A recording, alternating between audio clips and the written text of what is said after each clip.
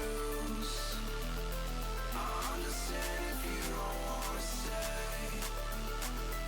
I don't even like this part of me. I'm falling backwards. Heads underwater, reaching out for someone. Falling backwards. Just pull me in, 'cause I'm lost in the deep end.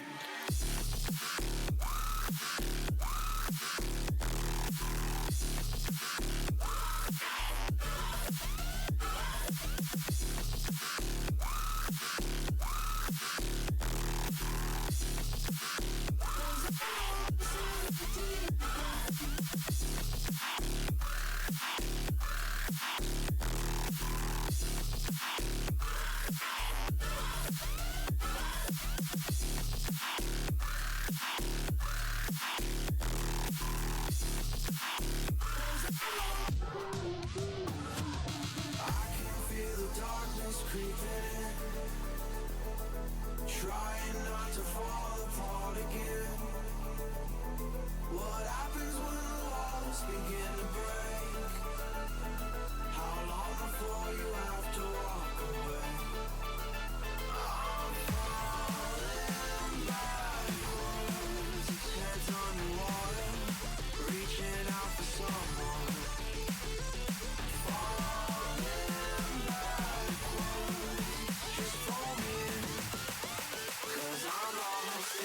Deep end.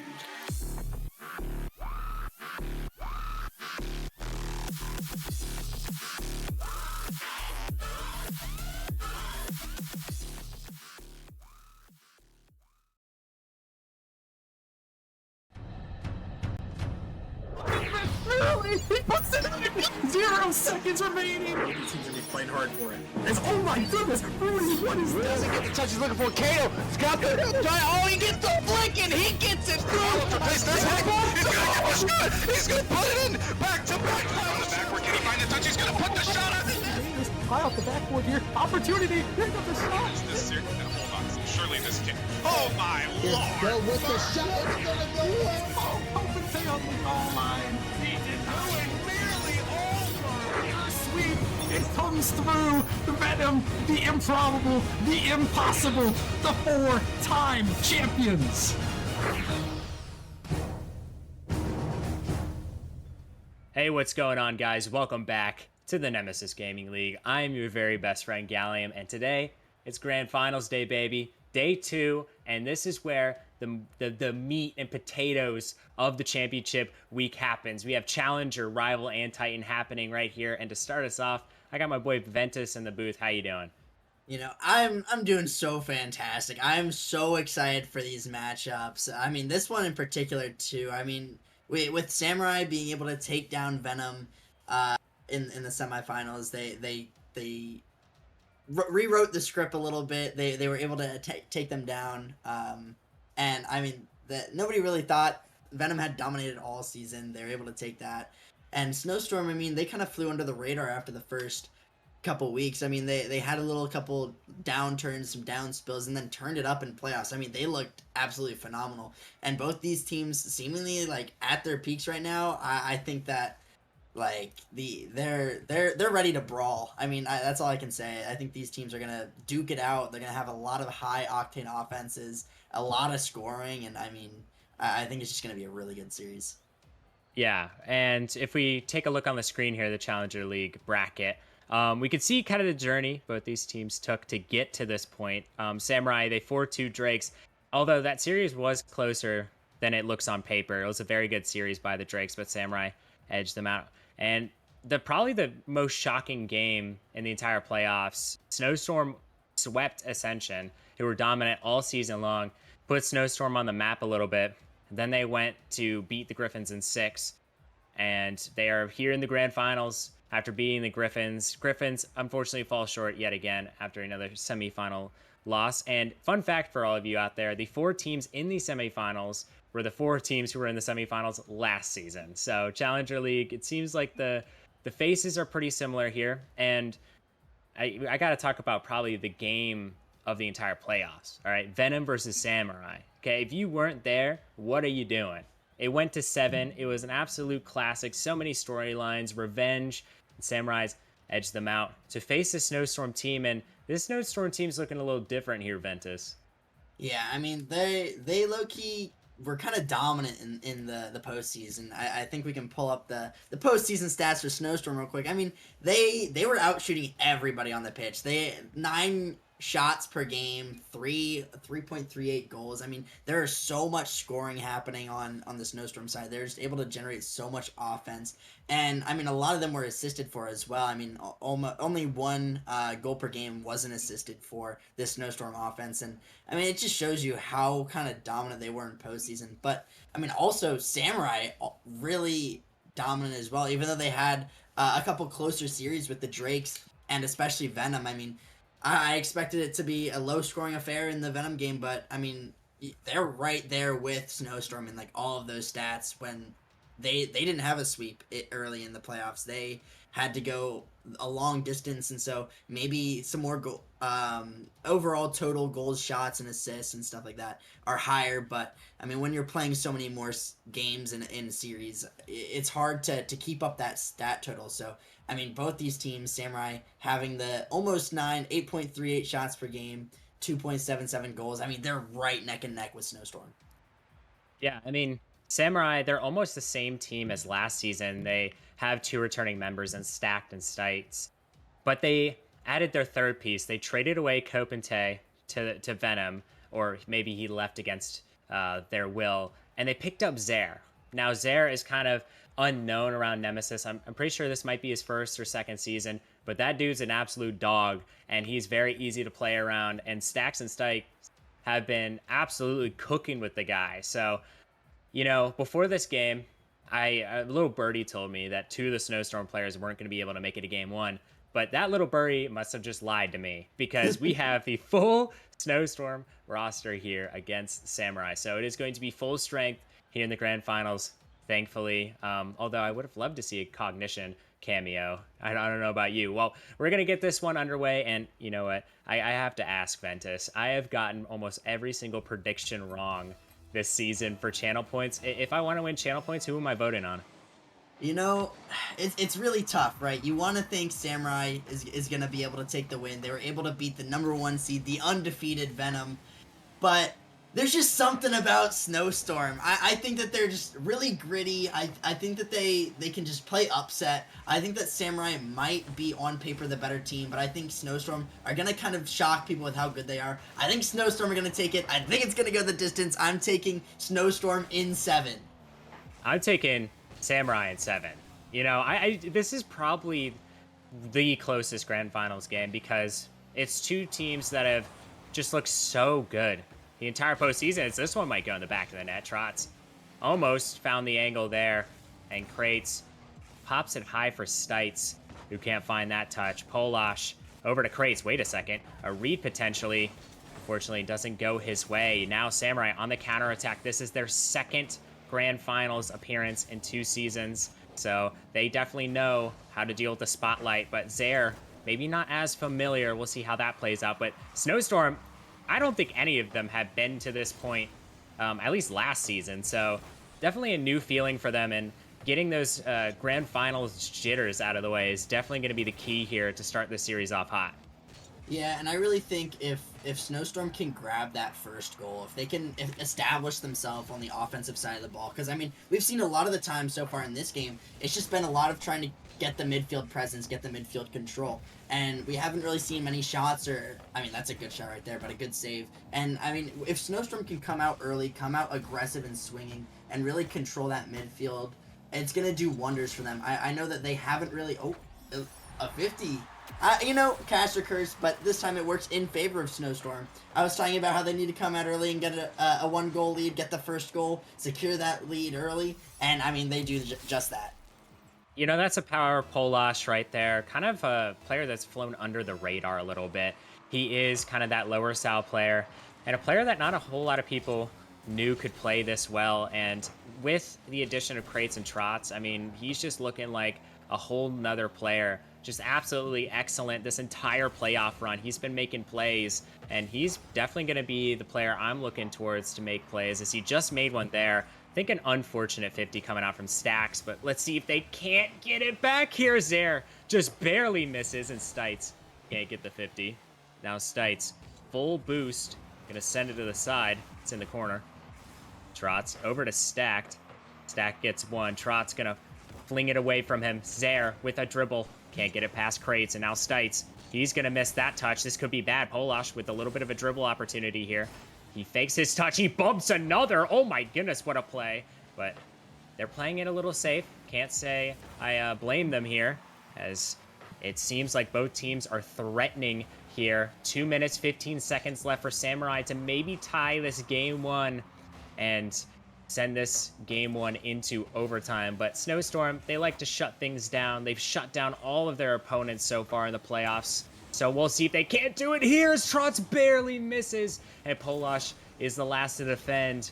Barely any boost in tow. He's going to have to hold off Stacked, and he does successfully. 1 minute, 50 seconds left. It seems like Samurai are knocking at the doorstep here, Ventus. Yeah, and I mean, we talked about how dominant these offenses were when we were talking about the postseason stats from these two teams. I mean, they're averaging between 8 and 9 goals per game between the two of them. And I mean, this game, each team only has 2. They have really just struggled to find any extended periods of offense. And I think Samurai and Snowstorm have done really well on defensively to just maintain possession in their corners, in their half, and not really let these long balls or these long periods of offense really come to fruition for either team. It's taken a lot of just redirects or outlet passes that turn into 1 or 2 shots to try to break through. And I mean, this might be a double tap here. Trots, a great save though. I mean, the defense from both these teams is just playing really, really solid, and we haven't seen any double commits. I mean, I might be about to cast a curse that. But each team has just played really solid in their rotations, and I mean, it looks like Samurai starting to get a little bit more pressure, though. They're starting to build up their pressure here. 35 seconds remaining for the Samurai squad to get a goal there. He's up with it. He can't find the touch. He almost had that insane double tap. What can he do now? His team needs him desperately. Polash trying to get it past the defense. He can't. Stites off the backboard. He's going to get a touch there.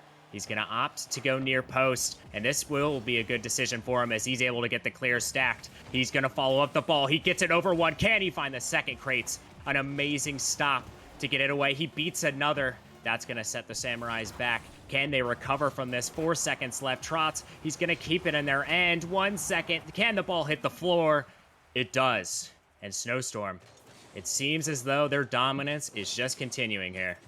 Yeah, I mean, a very interesting game, very low scoring, very much not really either side getting too much pressure either. I mean, we saw Samurai at the end getting a little bit more pressure. I mean, they outshot 4-2, but I mean, we're talking about teams with such crazy offense that I'm like 3 or 4 goals per game is what I'm expecting from both sides. I'm expecting a 7-8 goal bout between the two of them, and with it being very, very low scoring, neither team really wanting to commit too much to the offense, kind of respecting each of the other team's abilities. And I think that the defense has really been the shining light for both these teams. Snowstorm especially, I think that they looked very, very good on defense. They did have to play a little bit more, so that might be why I'm giving them the nod. But I mean, honestly, it was a very even match. Besides that 150 from Polash that went in the back of the net, I mean, you could say it's 0-0 and we're going into overtime, and I'd believe you. But that's not the way this works. Snowstorm do take game number 1, and a good showing for them as well. You know, one thing that really stands out, both these teams, for me at least, is the amount of intelligence they have. These are 2 of the most intelligent teams in Challenger, facing off head-to-head, and they have mechanics to back it up. And the reason I say they're intelligent is just look at their rotations. They know when to go fast and when to take things slow here. For example, Trots is going to try to take it slow. Crates, a nice control touch. That's what you need to do. You need to manipulate how fast and how slow you can go to throw off the opposing defense. And both teams playing insanely fundamental defense. Their rotations looking absolutely stellar. And Stacked and Stites. They're the combo from last season. I'm looking to them to maybe get one here, but Zaire, he breaks the stun lock, and now the Samurais, they got a goal. Yeah, I mean, usually when you have a game like game 1 where it's 0-1 scoreline, no shots, this game number 2 is going to be really back and forth. Teams are going to start getting really aggressive. Obviously, Samurai being like, man, we dropped game number 1, we got to get that back, we got to tie up the scoring, and Snowstorm want to get that 2-0 game lead. And so I feel like there's going to be a lot of scoring, a lot more offense between these two teams. And a great redirect there by Polash almost puts that one in. But this one, unfortunately, isn't going to stay long in the Samurai half. But as I said, maybe Polash is going to get that double. Krates actually gets the follow-up touch. I don't even... That's a great play from Snowstorm. I thought Samurai had a great clear. I thought Stites was going to be able to follow that one out. And it seems like Snowstorm just put 2 and 2 together, score instantly. You know, a trump card Krates has is his impeccable shooting ability. Whenever he rips a ball, it's coming at your net at Mach 10. I mean, it is absolutely sailing towards your net, and there's nothing you can do about it. And what a pass from Polash to really manipulate that ball, make it very awkward for Samurai to defend that one. And that's just the key for this Snowstorm team, making Samurai awkward here, because if they're awkward on defense, they can't really do a whole lot as 2 players miss here. Stites, he's going to be up with it. He misses his touch. Krates sends it down. It's off the backboard stacked. He's going to have to clear it.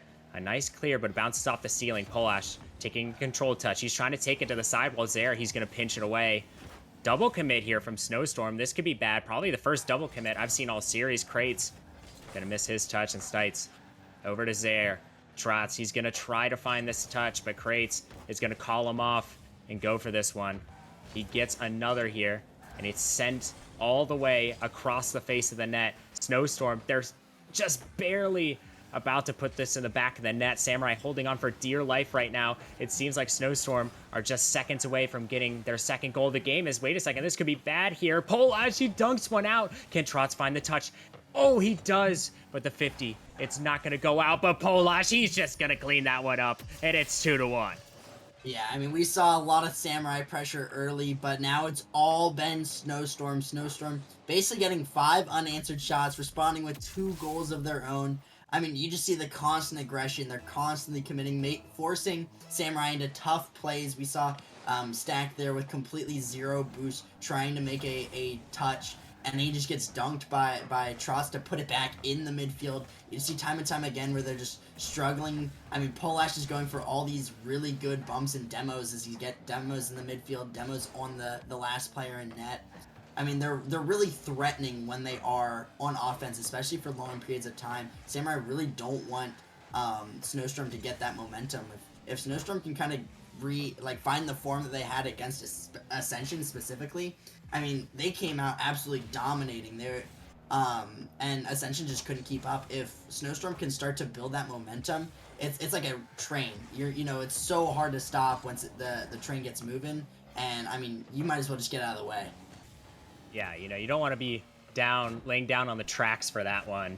As both teams putting up a great fight here, but again, it just seems like Snowstorm has that edge here as a shot pinging off the crossbar here. Krates sends it into the corner, 2 miss. He makes a 3rd miss. Polash, please put this one in the back of the net. Okay, he does, and Polash gets his 2nd goal of the game off of a crucial mistake from Stacked and Zaire. Yeah, I mean, when you make a couple mistakes like that, it's the grand finals. You're going to get capitalized on, and you're really looking for Stacked to kind of be that rock. I mean, you talked about him being that kind of player who's had that experience in the grand finals, in the playoffs before. Oh, man. Oh, anytime I talk, I just seem to cast or curse myself. I asked Stack to step up. He instantly does. I mean, a good pass. Stites is a great shot. A double commit from Snowstorm isn't even enough for that. And I mean, even with all that Snowstorm pressure, it just takes 1 shot from Samurai to close that gap just a little bit, completely negate all of that momentum and all the good that they had previously accumulated from their pressure. Yeah, it seems like Samurai have found their footing, and that was a great shot. It just came out of nowhere. That's the speed I was talking about. You have to know what speed to use against some of these teams is Stacked. He's going to send it to the corner. Trots, he's up with it. Trotz, can he keep possession for his team? Maybe get them another goal here. Bounces off the sidewall. Krates, he can't find the touch. And zero boost. He has a shot opportunity. He's going to put it on target, but Polash, what a great save from him. Trotz gets it over. Polash gets dunked out by Stites. Actually, 2 players get dunked out by Stites. Oh my goodness, what a play by Stites. Yeah, I mean, that's a stay on the ball moment right there. He's cuts in rotation. He knows he has the beat. He gets another 50 on Trotz, and Krace just is not back in time. It's a good play from Stites, but it seemed like the rotations from Snowstorm kind of crumbled a little bit to allow that to happen. It looked like they were playing way too close to each other and kind of overcommitted a little bit, trying to get the early play in the midfield, and it just allowed Stites free reign on the ball, and he puts someone in the back of the net, ties up the scoring, and this is more of what I was talking about. We see a lot of high-octane offenses with a great shot coming up from Trotz, a lot of scoring. This is the 3 goals per game from each of these teams that we've seen, the 9 shots, the 8 shots per game that we see this postseason, and, I mean, it's really coming out strong. Yeah, it is, and I noticed a couple of mistakes by Samurai in their own end. They can't afford that. As Stites, he had a great play earlier. Can he make another one? He can. 8 seconds left. Can the Samurai put this one in the back of the net to avoid an overtime? Here's there with the shot. Krates, amazing save. Are they going to keep it up? They are.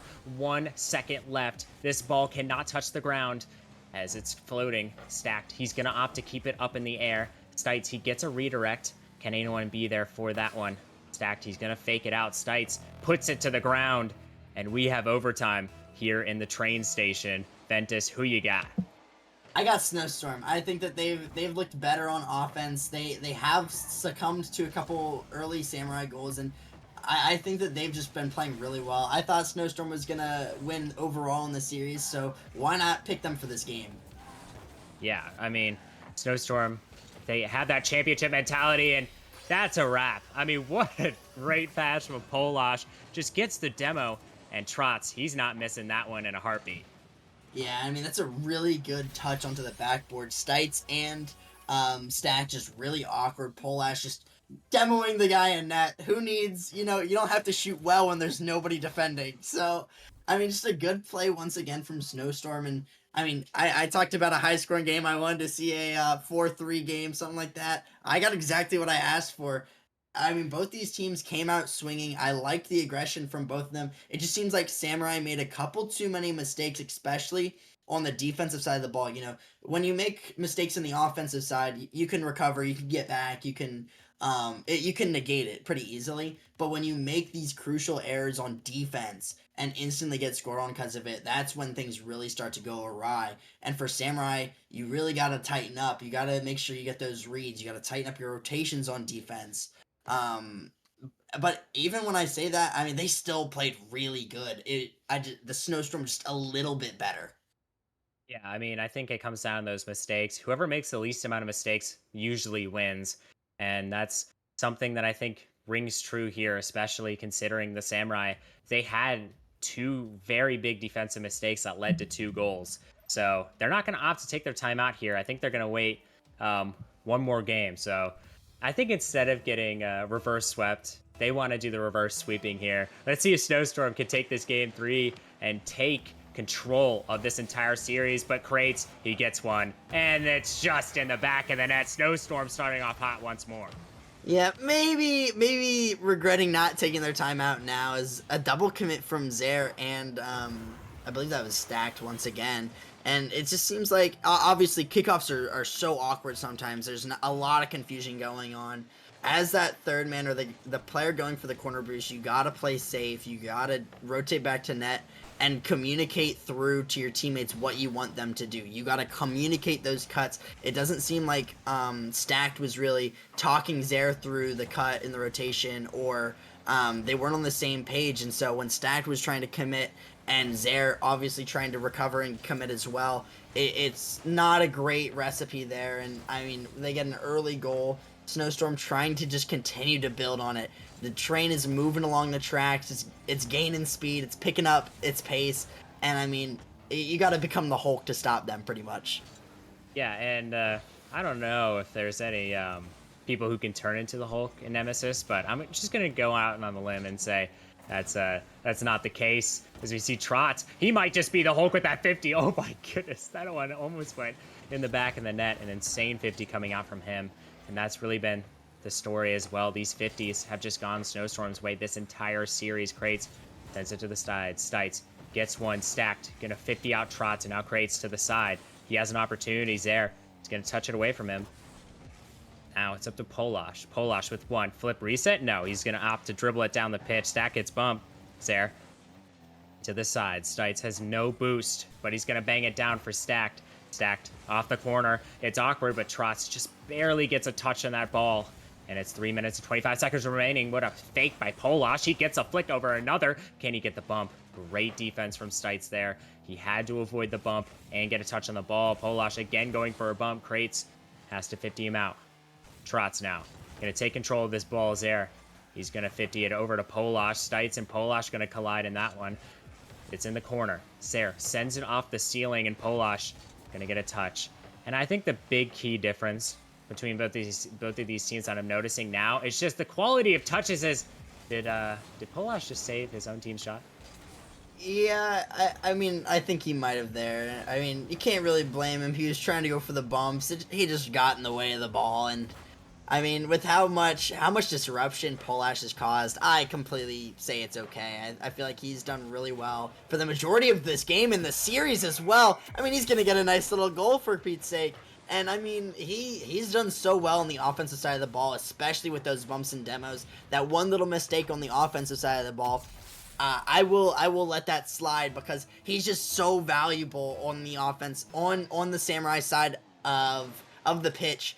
And I mean, when he's just constantly going for these bumps, going for these cuts in rotation, being that nuisance in the midfield, I mean, it just does so much for the Snowstorm offense. You know, when you come out into a playoff game with a vengeance, and they had a vengeance against Venom, it was the trifecta they faced in the playoffs 3 seasons in a row, and they just had to finish off the storyline. After they won, I just feel like they lost all kind of will to fight. It just seems like they're not putting in the same amount of effort against Snowstorm. They don't want to win this championship as badly as Snowstorm wants it. I mean, Dan just might win his first championship since the dinosaurs roamed the earth here, Ventus. Yeah, I mean, since well, I guess he won a couple with Blizzard when Blizzard had their dynasty and in the earlier seasons. So I mean, it'll be his first. Personally, for his team, I believe he's on Gooses. He was on Snowstorm earlier in the season, I remember, but forgot that Goose took up the mantle as the sub, and he will maybe. I mean, I still think Samurai have a good amount of time. I think that they have the pieces. I think they're just really panicked right now. I think that they aren't comfortable with how they're playing. I don't think they're really comfortable with shutting down Snowstorm, and we see a lot of mistakes coming out, a lot of double commits, a lot of misplays, and they're all just being capitalized on, which really hurts Samurai. But a couple great saves from Zare, trying to keep them in it, stopping the bleeding for now, as Snowstorm couldn't get their third goal. Yeah, it's just Snowstorm is all over them right now. With 50 seconds remaining, you need an insane play. Can Stites be that guy, Trotz? And very nice clear. He hasn't really been that star player in this series, but he hasn't had to be. All of his touches have been exceptional, and he's really the motor in this steam engine. I just realized now, probably motor's an incorrect term for that one. Zare sends it out. Polash gonna get a touch. Can't find the second, and Zare gonna shoot it towards net. Trotz gets it to the side. Trotz sends it over to Stites, and Stacked gonna be there to collect that one. Zare, he's up with it. They need to score a goal pretty much now. Trotz, he gets it away. Can he find another touch? He does. Stacked to the corner. He gets one, gets a second. It's off the backward. Krates gets a clear, and Ventus, I think that does it. Snowstorm are gonna go up 3-0 in the Challenger League Grand Finals. But I have a question for you, Ventus. Have we seen this before? I mean, we might have seen something where a team in the Grand Finals last season went down 0-3, and they were able to complete a reverse sweep. I'm not sure if this is going to be a similar situation. I mean, I think that in that one, Venom had a lot of good things going on. I feel like Samurai haven't had as much going for them. They haven't really looked that great, especially on offense. All their shots and potential offensive threats have really been shut down. And I mean, when you're getting demoed constantly in the midfield, you can't really have your rotations too good. I mean, they definitely have to call their timeout, right? I feel like that's completely I don't think they are going to call their timeout. They haven't called their timeout yet. wow. I feel like they definitely need to call a timeout. They need to talk about it. They really need Oh, to. well, you know what? They're just going to throw caution to the wind here. They are just spreading up. No timeout needed. I disagree with that, but, you know, they know better than we do, I guess. You know, Titan League Ventus over here. I mean, you know ball, but these guys, they know their own team better than we do. So we'll see if this one benefits as we get game numero cuatro underway here. Polash can't find the touch. Stites misses it with full boost, and Trots gonna get a nice touch. Stacked. Last to defend. He has a full tank of boost. He's gonna take it across the face of the net. He gets it successfully across, and now it's in the corner of Snowstorm. Trot's gonna clear it back down. Zare accidentally backflips crates. He's gonna pre-flip for it. Can't find the back of the net. Stites to the sidewall. Zare sends it down, and it's in the corner. Polash. He gets 50'd out. Zare almost with a great goal. Crates almost gets demoed out. Stites maybe with a shot. He's gonna instead pass. Polash, awkward touch. He gets a touch though, nonetheless, as it's back to Stites. But Polash beats him out for that ball. Trots gets absolutely sent to the moon there. Crates on the backboard. He can't find the touch. Polash gonna send this one down. It's in the midfield once more. Can anyone be up? Stites, he just barely ran out of boost there. He can't put it on target. Polash gonna send it to the side, and it just seems like Samurai getting so close, but yet so far. I mean, they had so many great potentials. This might be a potential shot as well. Crates having 0 boost, able to get back just in time, and I feel like that's been the lay of the game so far. I feel like Snowstorm have just been able to hold on.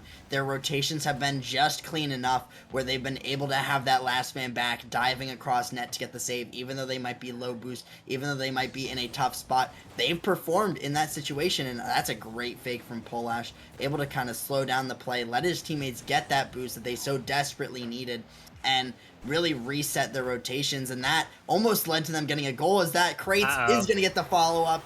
Snowstorm going up once again in game number 4. Samurai going to have to respond if they want to stop the sweep from happening. Yeah, mistake by Zare, but he had to get a touch on that one. Crates, excellent read. Gonna get it in the back of the net there. He was denied a championship, and Prospect last season went up 3-1 just to lose to Ember with Brindy the Blade headlining for them. Crates lost in heartbreaking fashion in the grand finals last season. Can he do it this time around in the league right above and with the same organization? This is going to be special here, and I think Crates wants it more than anyone right now. Yeah, I mean, that's a real mental breaker. He obviously Stacked trying to control that, get the catch, and Crates does not care. He's got the aggression. They're up 3 games. They're up a goal even. He can take that risk of diving his first man, especially when they're not in a great position. And you know the mental's hurting. Zare kind of stopped moving after the goal was scored. Same thing with Stacked and Stites. Neither of them moving, kind of expressing their frustration without doing anything, kind of putting their controller down. And I mean, with how mental works in Rocket League, with that double commit, with this open net, Crates scoring his hat trick for the game, all 3 assisted by Trots. Samurai in absolute shambles, double commits, panicking. It might be over. You know what? It's not crazy to say that, as Crates shooting 100% right now from the field, having himself an absolute classic of a game in the closeout game, the game they needed him to step up. But wait a second, this is an opportunity. He's there, bottom left corner, but Trots gonna save it away. He's been so stout on the defensive end. Trots now gonna control this ball. Gets a 50 there. 50s him out. Polash gets the beat. And if they sweep Samurai here, they only lost 2 games this entire playoff run, which is absolutely ludicrous. Polash to the backboard, Stacks, gets it across. Stites gonna send it down the pitch. Crates can't find the touch, As Stacked gonna get another touch. Stites with the shot, but Trotz again on the goal line. Trotz is just everywhere on defense. Yeah, I mean, he's been absolutely phenomenal this game, but it's not like he's been that way for just the postseason. He's the second highest in saves per game in the entire Challenger League. He has 1.9 saves per game. He's really that clutch defender for them. And he's been a big reason why they haven't been able to get any offense going, or they haven't let Samurai get any offense going. And he's just put on an absolute clinic. I mean, he's been a great playmaker in the midfield. This looks like it is going to end up being a goal. 1 minute and 17 seconds remaining, but I mean, Trotz has been so phenomenal. He wasn't there for that play, but you know, if he was, he probably would have saved it. But I mean, Snowstorm have the tools, have the resources already to win. They just need to park the bus a little bit, maybe still play aggressive, trying to get another one goal, just to add insult to injury, not let any comeback occur for the Samurai. But if you're Samurai, you're pulling that one goal, you're trying to get all of its worth, you're trying to use that momentum to the best of your ability. But I mean, with just under 1 minute left, with how Snowstorm has been, with how Samurai has been, I just don't think it's going to happen. But this might be a counterattack. You know, it might just be, but waste of a possession there from the Samurai. Crates gonna send it to the backboards there. Has to read it. He doesn't. Dites down the field. 40 seconds remaining. They need something here. Crates. It's off the ceiling. Dites with a little bit of a bouncer. Polash, though, gonna get a great clear. Just sending it out, making them waste some time. Trotz. He's gonna fake that touch. Tactical fake from him. Stacked. Gonna come in for that one. It's almost on target, but it's not gonna be. And this ball, it's a 3v0 right here. Crates gonna try to put it in the back of the net. Stites with a great save, but Stacked bumps Stites. And it seems like a little bit of calamity on the back of the net. And that's kind of been the story of this series in a nutshell right there. Snowstorm, they're gonna do it. They're gonna get a championship here. And what a well-deserved championship. They fought back from having such an iffy season. Trotz not showing up to some games, and you know what, they had a completely different roster, and they got it together. They got Polash involved, and that made all the difference. Snowstorm, they're gonna win in 4, a sweep here in the grand finals, and dare I say, it wasn't even really that close. Yeah, I mean, obviously, game 1, 1-0, game 2, 4-3, game 3, 2-0. But I mean, they looked pretty in control for the entirety of that series. I think that even though there were some close games that scored it wise, it felt like Snowstorm was just playing cleaner. Their rotations were so crisp. I mean, every time on defense, they had somebody rotating back. They had the person, and the last man in the rotation, when they put them in a spot where they had to perform, they stepped up big. They were absolutely phenomenal. I mean, I think that might have been the cleanest Rocket League, at least in Challenger League, I've almost ever seen. Yeah, it was absolutely incredible. And to get a little bit of insider information, I believe we're going to have Crates here for an interview. Crates, I mean, he had an insane game 4. He got a hat trick, and he led his team to victory. So we'll hear from him shortly. And Crates has just arrived in the interview room. Crates, how you doing, man, after that sweep? I'm doing absolutely fabulous. We swept the Samurai. It was a great night. Tross Polash showed up. I showed up as well. It was a great team effort, and yeah, that was so much fun. I just had a blast. Yeah, and you know, that's what Rocket League's all about, and you guys played really well out there. I mean, before the series, I was questioning if Polash and Trotz were even going to be here, and they both were in the lobby. How much of a difference did that make in that game 1? Yeah, that was great that they showed up. It definitely made a difference in game 1 because I was a little nervous that they weren't. Polash had a commitment. Trotz has an interesting sleep schedule. But we were able to make it happen, which was really exciting, and I'm super happy that they were able to do that for the team. Made all the difference in game 1. Got us hype in game 1. Ready to beat down the Samurai, which we did successfully. Now, Yeah. Crates, take me through just what were the comms kind of like? Y'all played so clean, especially on defense. I mean, how are the comms? Were y'all communicating really well? Did you just have that faith in each other? Like, what was up with that? Because I mean, y'all played fantastic, especially on defense. I appreciate it. Yeah. Our comms has honestly always been one of our best things. We had to work on it a little mid-season, but like when the planes came around, we started really locking down our comms. Like we had really good comms, and that's something we've been really good at. And I think I agree. It's like it's made our defense really clean, and it's easy to follow along when you just trust the comm, even if it's like not the best play for the certain player to take the ball in that moment. If they comment, just trust the comm.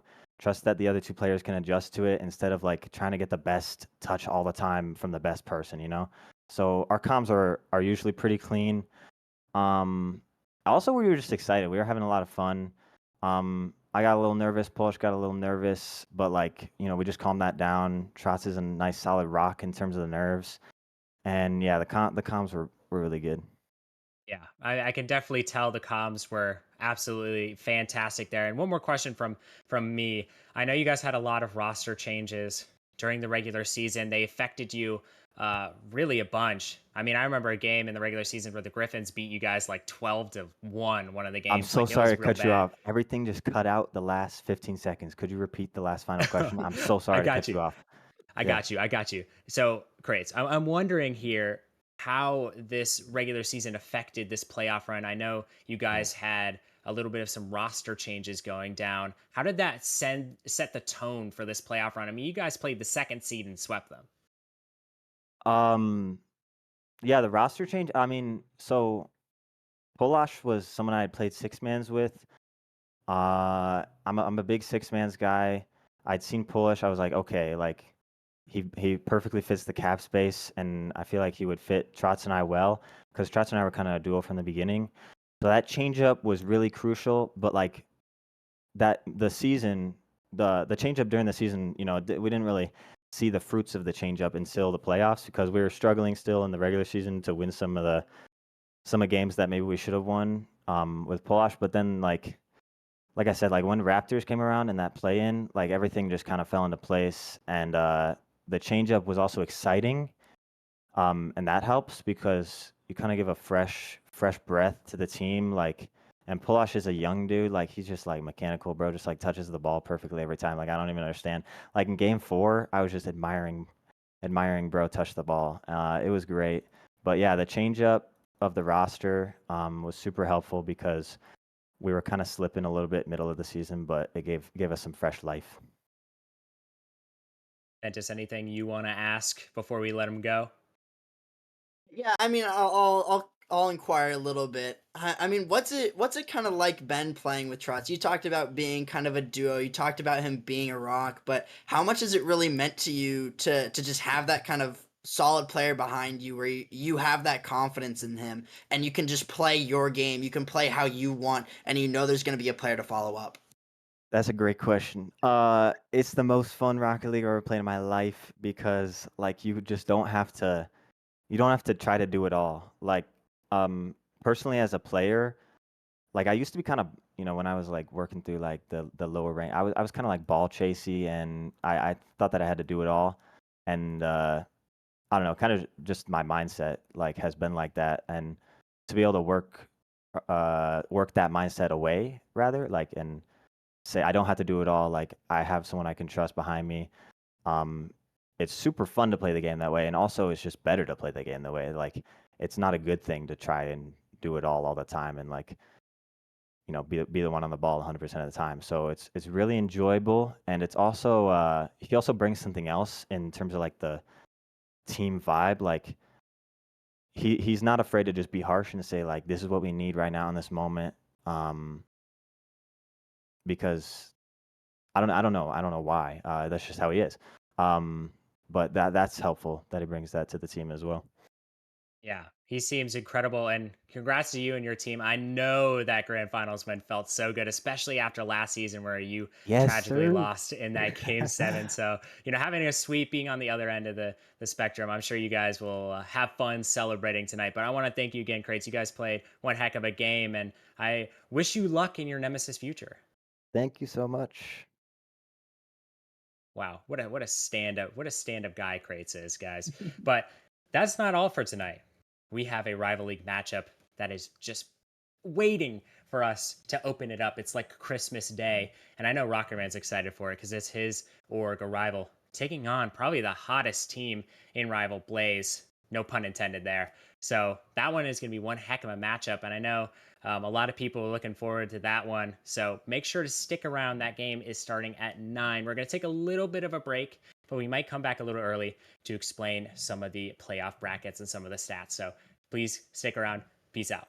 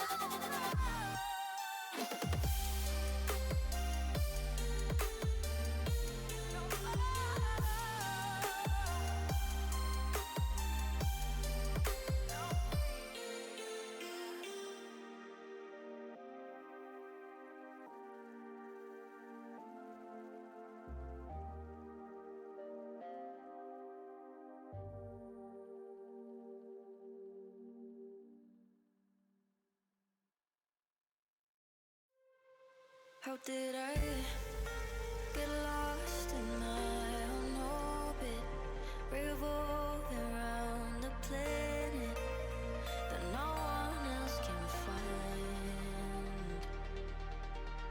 I'm waiting for signals on my screen when the signs that I'm receiving are all delayed in time. All I wanted was a little space, a place where I can fully be myself. Was building up a world that keeps me safe. How couldn't I see it really was a cage? Give me a little space.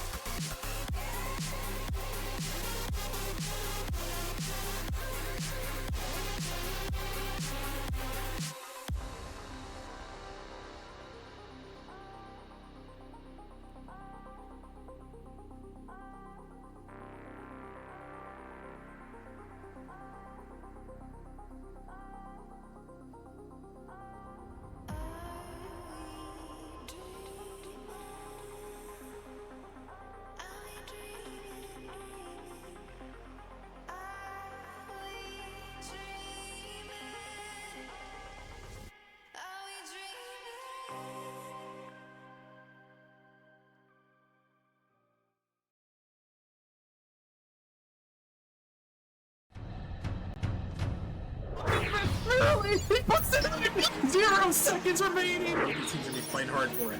Oh my goodness, Rudy, what is this? Doesn't get the touch he's looking for. Kato, Scott the try. Oh, he gets the flick and he gets it through. Place there's Heck.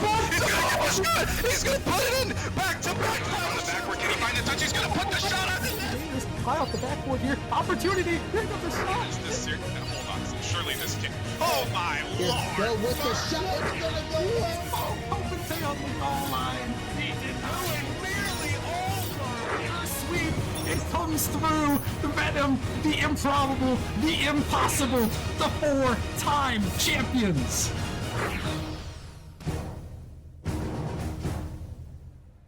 Hey, what's going on, everyone? Welcome back to the Nemesis Gaming League, and we are at the Rival League. Now, it isn't the pinnacle of the Nemesis Gaming League, no pun intended, for the 11 Evolution org owner, Rockerman, who happens to also be in the booth with me today, the founder of the league. How are you doing?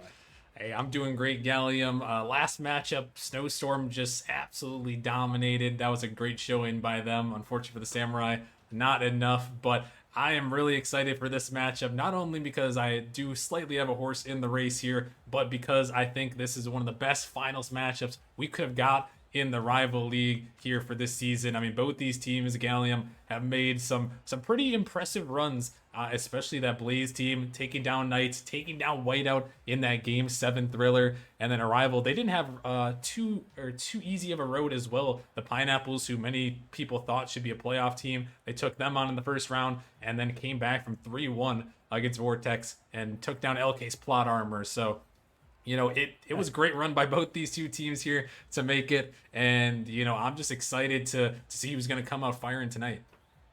Yeah, and I know you mentioned both these teams' runs. If we can pull up the screen, just their playoff stats, there's something that I really want to point out here, that they have both the same amount of shots per game and goals per game, the same exact number. So it seems like both these teams are even Steven here. Now, Blaze does have a little bit of an edge in assists, but I mean, Arrival, they're beating them in saves and demos. So I mean, this is stat wise probably is about as close as you can get here. Both these teams coming into this game looking phenomenal. Now, Arrival at the beginning of that Vortex series was looking miserable, but I don't know what you told the boys in their timeout, but they really came back and started swinging. So I hope that is going to be the same Arrival team that shows up today, because Blaze, it's not going to be an easy team to beat here. No, they are not. And before we talk a little more about Blaze, got to give a couple quick shout outs before we continue on with this one. Big shout out to Cow coming back for 40 months. Congratulations on the championship as well. And then big shout out to Merely Mental coming back for 61 months. So much love to Big Merely and Big Cow there. But yeah, no, Blaze, they are not going to be an easy team to beat at all. Obviously, with Sanzo and Kisby getting traded from Vortex in the middle of the season, these guys just kind of made that run and have really impressed a lot of people here, just going on a tear at the end of the season. And you know, it's gonna be a tough one, Gallium, but it looks like we have everyone lined up, locked and loaded, ready to roll here in the lobby. Ready to roll indeed, and I'm excited for this matchup. I know a lot of people have Blaze winning this one, and rightfully so. The trio of Sanzo, Zim, and Kisby is just an insane trio, but I think a lot of people are sleeping on Arrival. And here's why, right? I think they play a style of Rocket League that counters Blaze. Now, if they played this style of Rocket League to the best of their ability, they can totally counter this Blaze attack and maybe make them a little awkward on defense here. It's all going to come down to how they play it. And, you know, the championship is in their hands, you know, because it already is, but a little bit more here. Cynical going to send it down the pitch. Cynical was crucial in his team's semifinal victory. Just absolutely popped. And he's looking to have himself a day-to-day, but Kisby going to get bumped out by his teammate, Sanzo. He's moved around a bit from team to team, but finally landed with Blaze in a package deal with Kisby. So both these guys have played with each other pretty much the entire season, so it's good to see them together. And Zim went from non-playing to playing and decided to make his home on Blaze. So basically, all three players found their way into the team in a very odd way, but Arrival, they have had the same three the entire season. So they definitely have a little bit of an edge when it comes to experience. We'll just have to see if that remains a factor here. It's Kisby. Oh my goodness, what a fake. He dribbles around another. Oh my goodness. Sanzo with the goal, but Kisby just demolished them. Oh, that was just absolutely nasty from Kisby. Fakes one, pushes it by a second right to Sanzo, and that is how you start out the grand finals right there if you're Blaze. Just an excellent individual play by Kisby, and there's a reason why he is going to be my player to watch here. You saw it right there, but that guy can pop off at pretty much any time like we just saw, and if Blaze is going to come out on top for this championship, they need Kisby to be big there on that end. And to start it off with that first goal, obviously there's going to be some nerves. These guys have played in the playoffs. Says, wait a minute, double tap attempt off the backboard, follow-up attempt not going to go through. But there's obviously going to be some grand finals nerves. Both the teams have some playoff matches in the bag, but you got to get through these grand finals nerves, and Kisby putting that early goal, that's going to help settle him into the series here early. Yeah, I had a little bit of some worries about Kisby not being enough of a team player in their regular season match that I casted, but over this playoffs, he has transformed into one of the better players in Rival League, I will say. I mean, he had the mechs before, but pair that with his awareness. I mean, it seems as though he's really found his niche with this Blaze team, and I continue to look forward to his success here, but I'm looking forward to seeing a rival maybe scoring a goal here. They haven't had a whole lot of pressure here. 2 shots, but it seems like Blaze just camped in their end the entire game. Lush is a player I need to see step up a little bit. Sanzo gonna get a nice clear. Lush back to defend that one. Lucian, a great 50. Now Sanzo up to Kisby. Kisby goes under Cynical, but Thaichad there for the save. Thaichad, a very highly sought-after Rival League player, and he is making his case for top 3 rival players. Zim fakes out for Sanzo. Sanzo off the ceiling. Sanzo can't make a touch. And now it's off the backboard. Zim, he's going to try to find another touch, and Kisby, he's going to carry it into his own zone, pinch it off the corner, and now it is 1-0 still with this Blaze team absolutely cooking so far, and Kisby seems like he's playing with his food a little bit.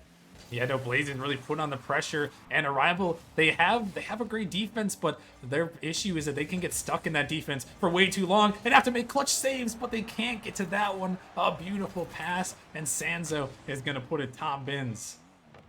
I mean, Kisby, he might just be Johnny Appleseed. That was, I mean, he has 2 apples now, 2 assists to his name, and Sanzo has just been the recipient of those assists. So he has been absolutely crucial to scoring an insane shot. I mean, I don't think he could have placed that better, to be quite fair, but those 2 just looking absolutely stellar. And can't forget about Zim and his mechanical prowess.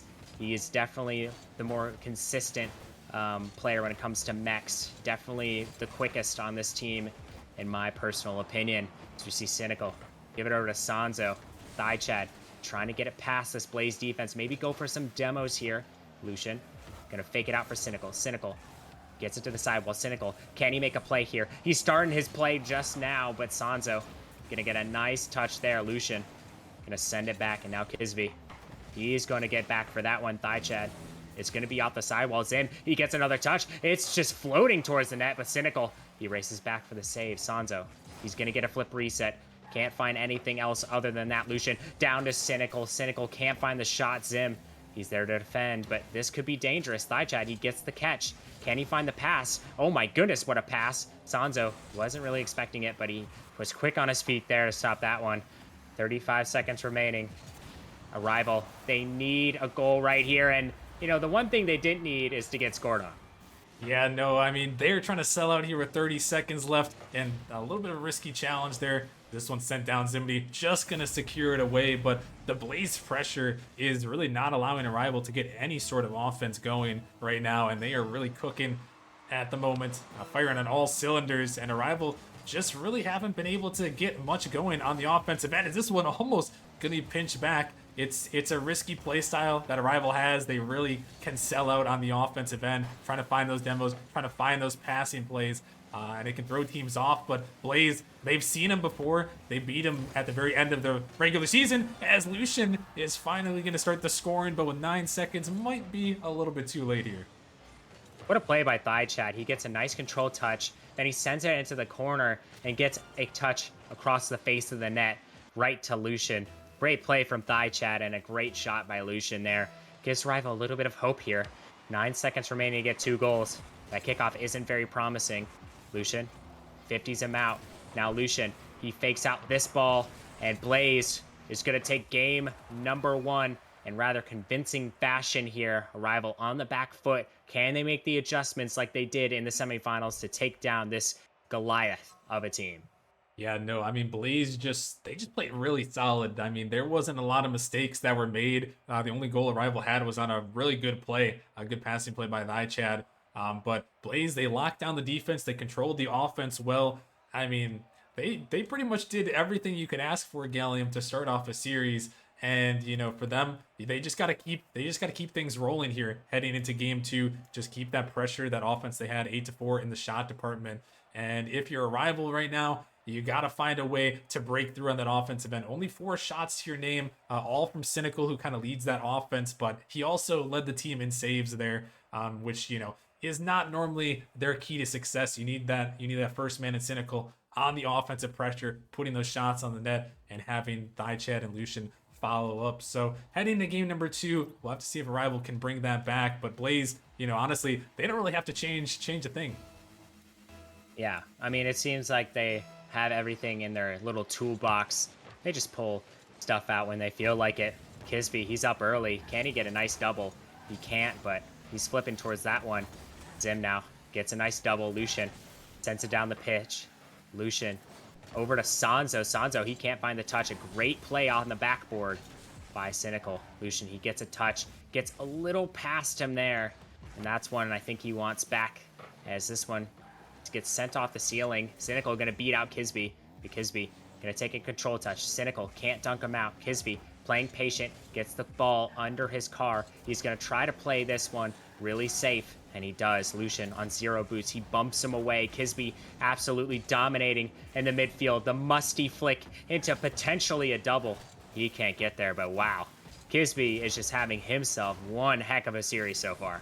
Yeah, no, I mean, he's starting out strong, and there were a lot of people that were talking, for his MMR value, that he was one of the top players to pick up, in the draft. He went to Vortex there, and they had a great run to start the season. And it was a big surprise when him and Sansa were traded over to this Blaze team. But you can see why Kisby has been so sought after. He's setting up the plays, he's harassing here on the defensive end, and he's really made Arrival a little bit awkward on their defensive end at times. So Kisby, a very solid player, doing good things here so far.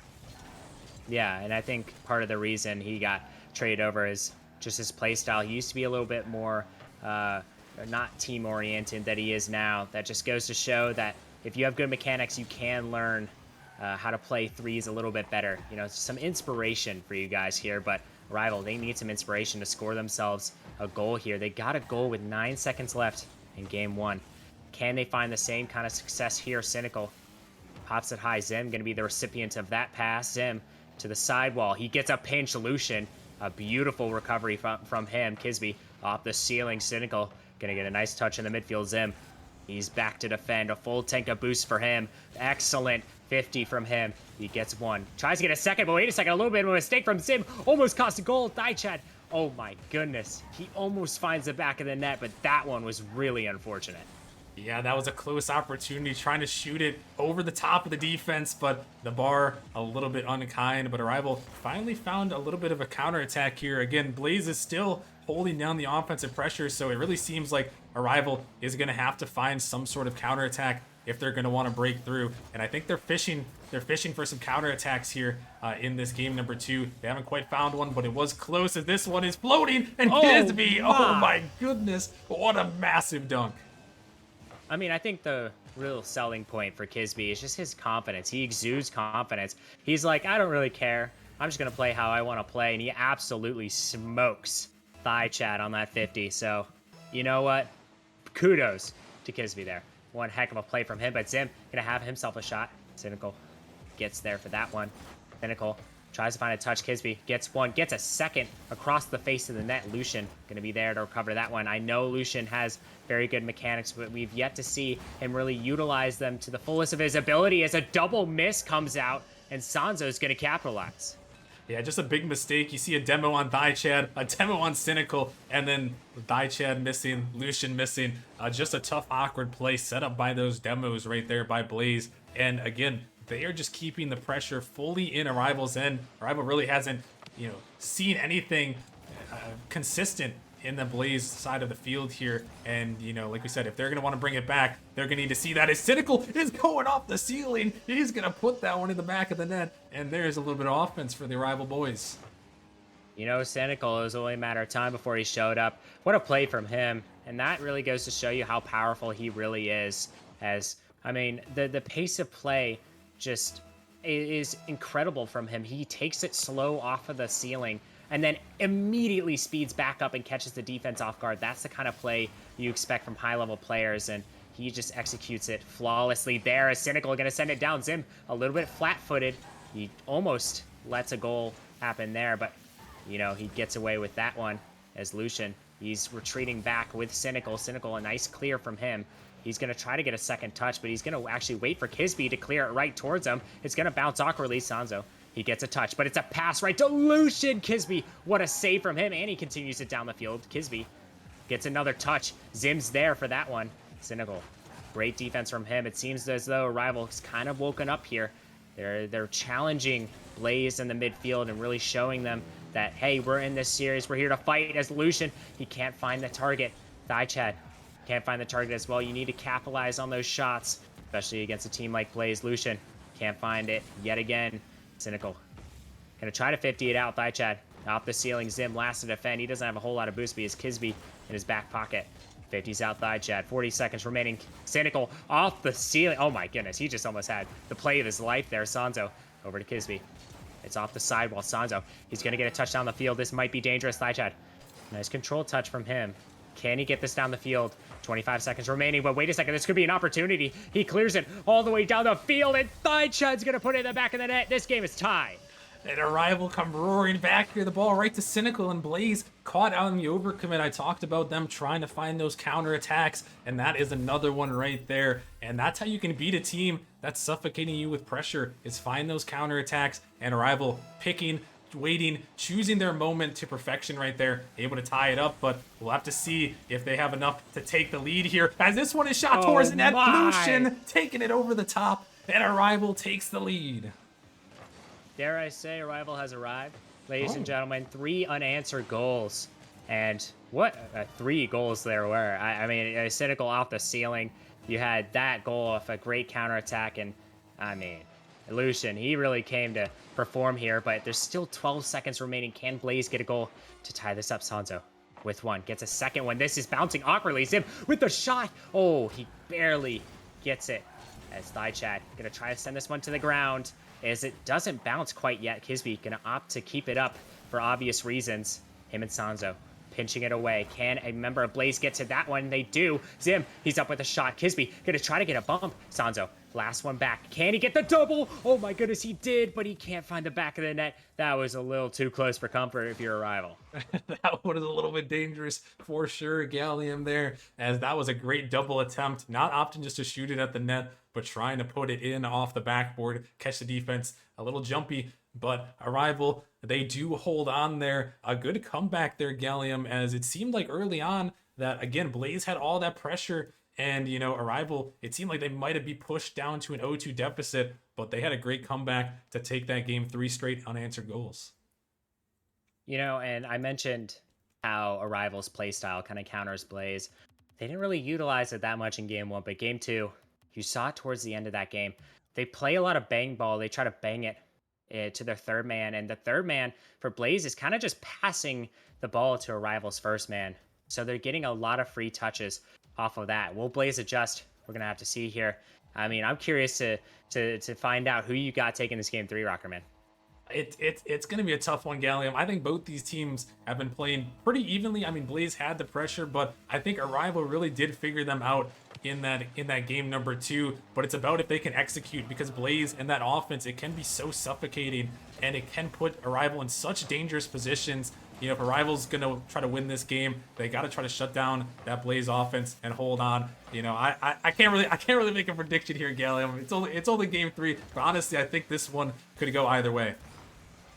you know, you might be a little bit biased, but I can't really blame you here. I mean, Arrival, they looked spectacular in that game too.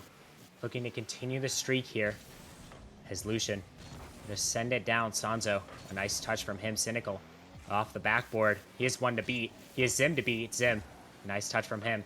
Thigh chat. It's awkward in the corner. Can Cynical find the touch? He leaves it for Lucian. Great touch from Sanzo. Thigh chat off the sidewall. I guess if you count the sidewall as Kisby. Cynical pass to Lucian. Lucian gets one. He gets it past Sanzo. And I mean, the Lucian show is here, ladies and gentlemen. What a play from him.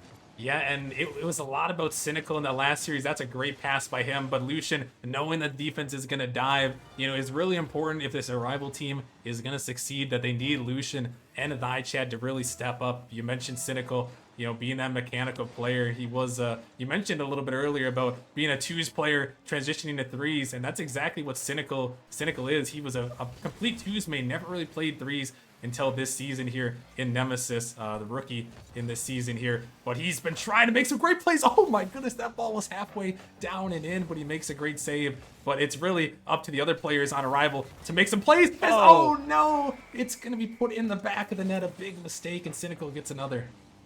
You know, I will say Zim has not really impressed me with this performance so far, and that might just be the icing on the cake there. Zim really needs to step up here.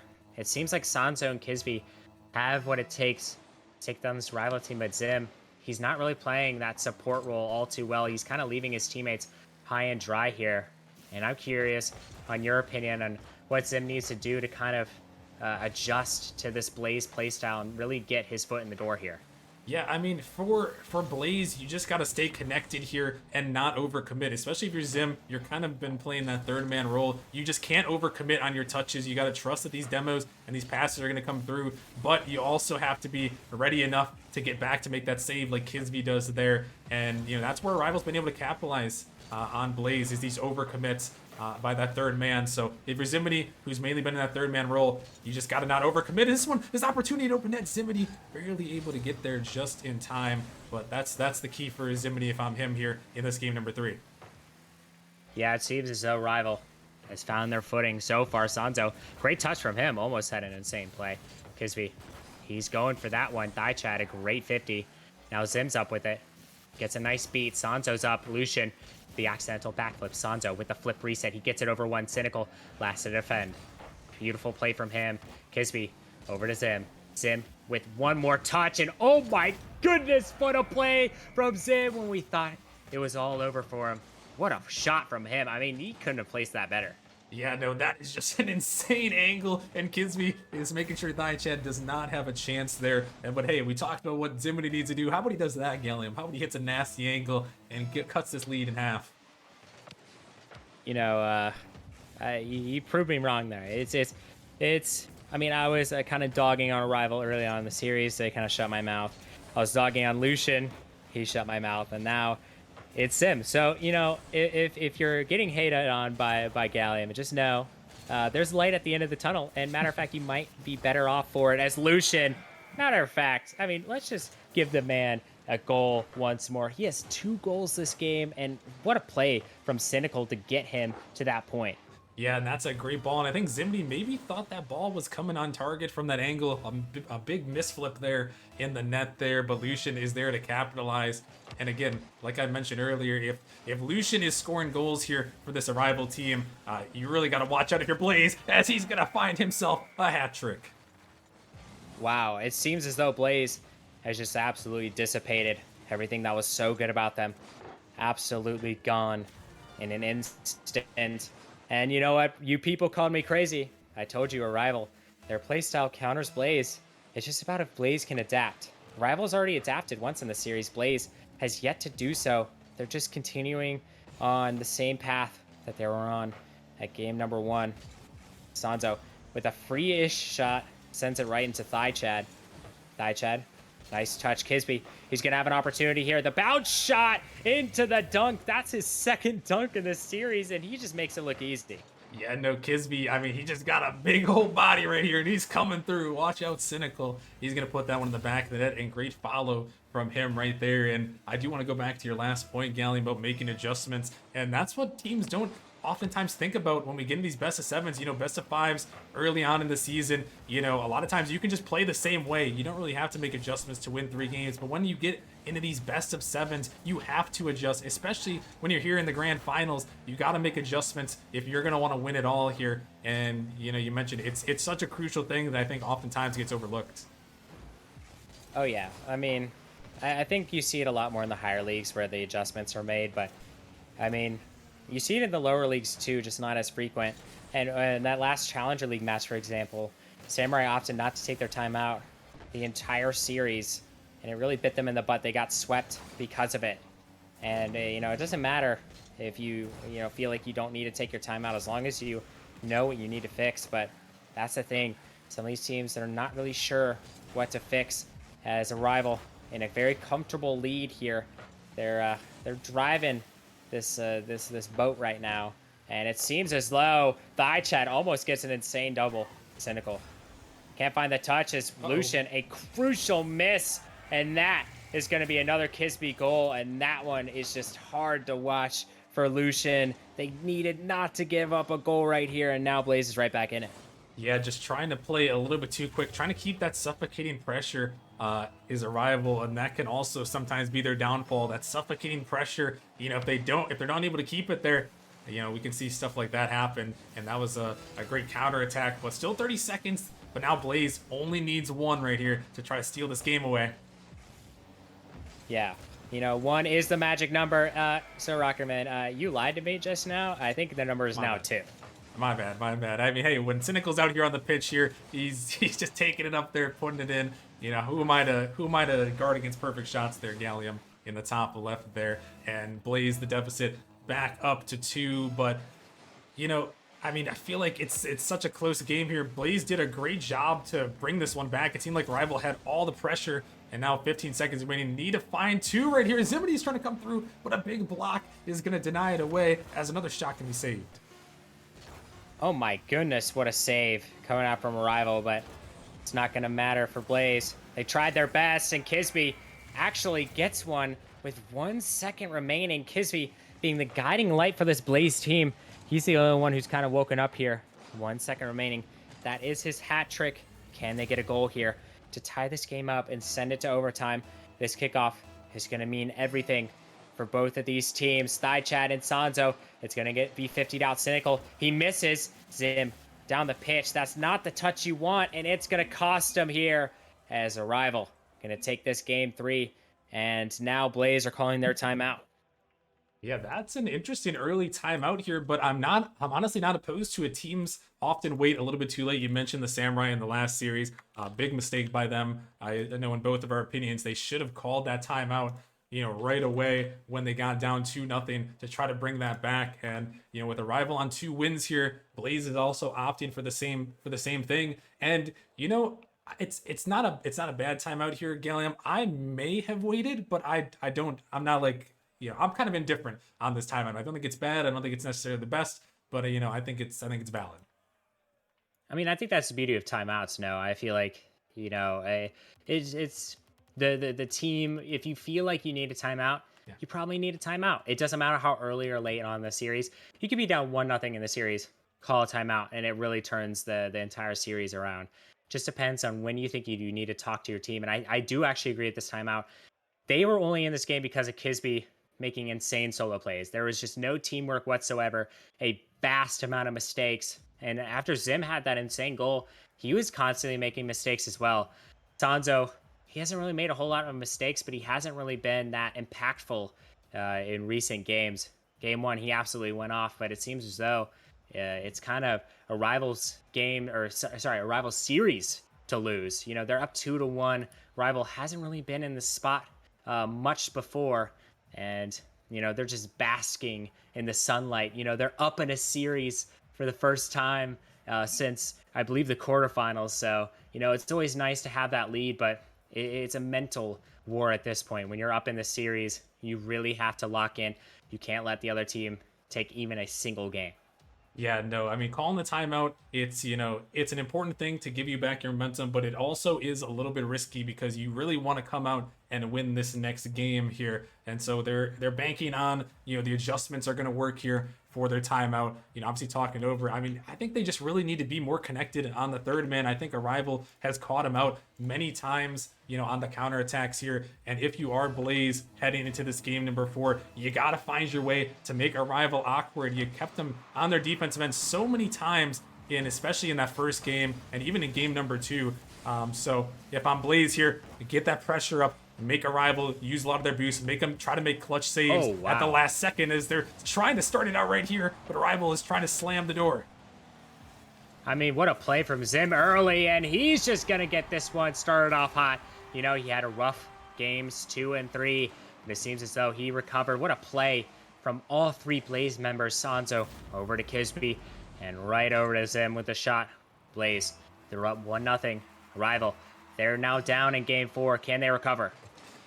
Yeah, I mean, we saw him recover earlier, but this is exactly what I want to see from Blaze. Is this one is a dangerous ball? Kinsby, it's going to be hit off the car. It's going to go in. Oh, no, that is calamity. Yeah, we've seen a lot of goals like that this series.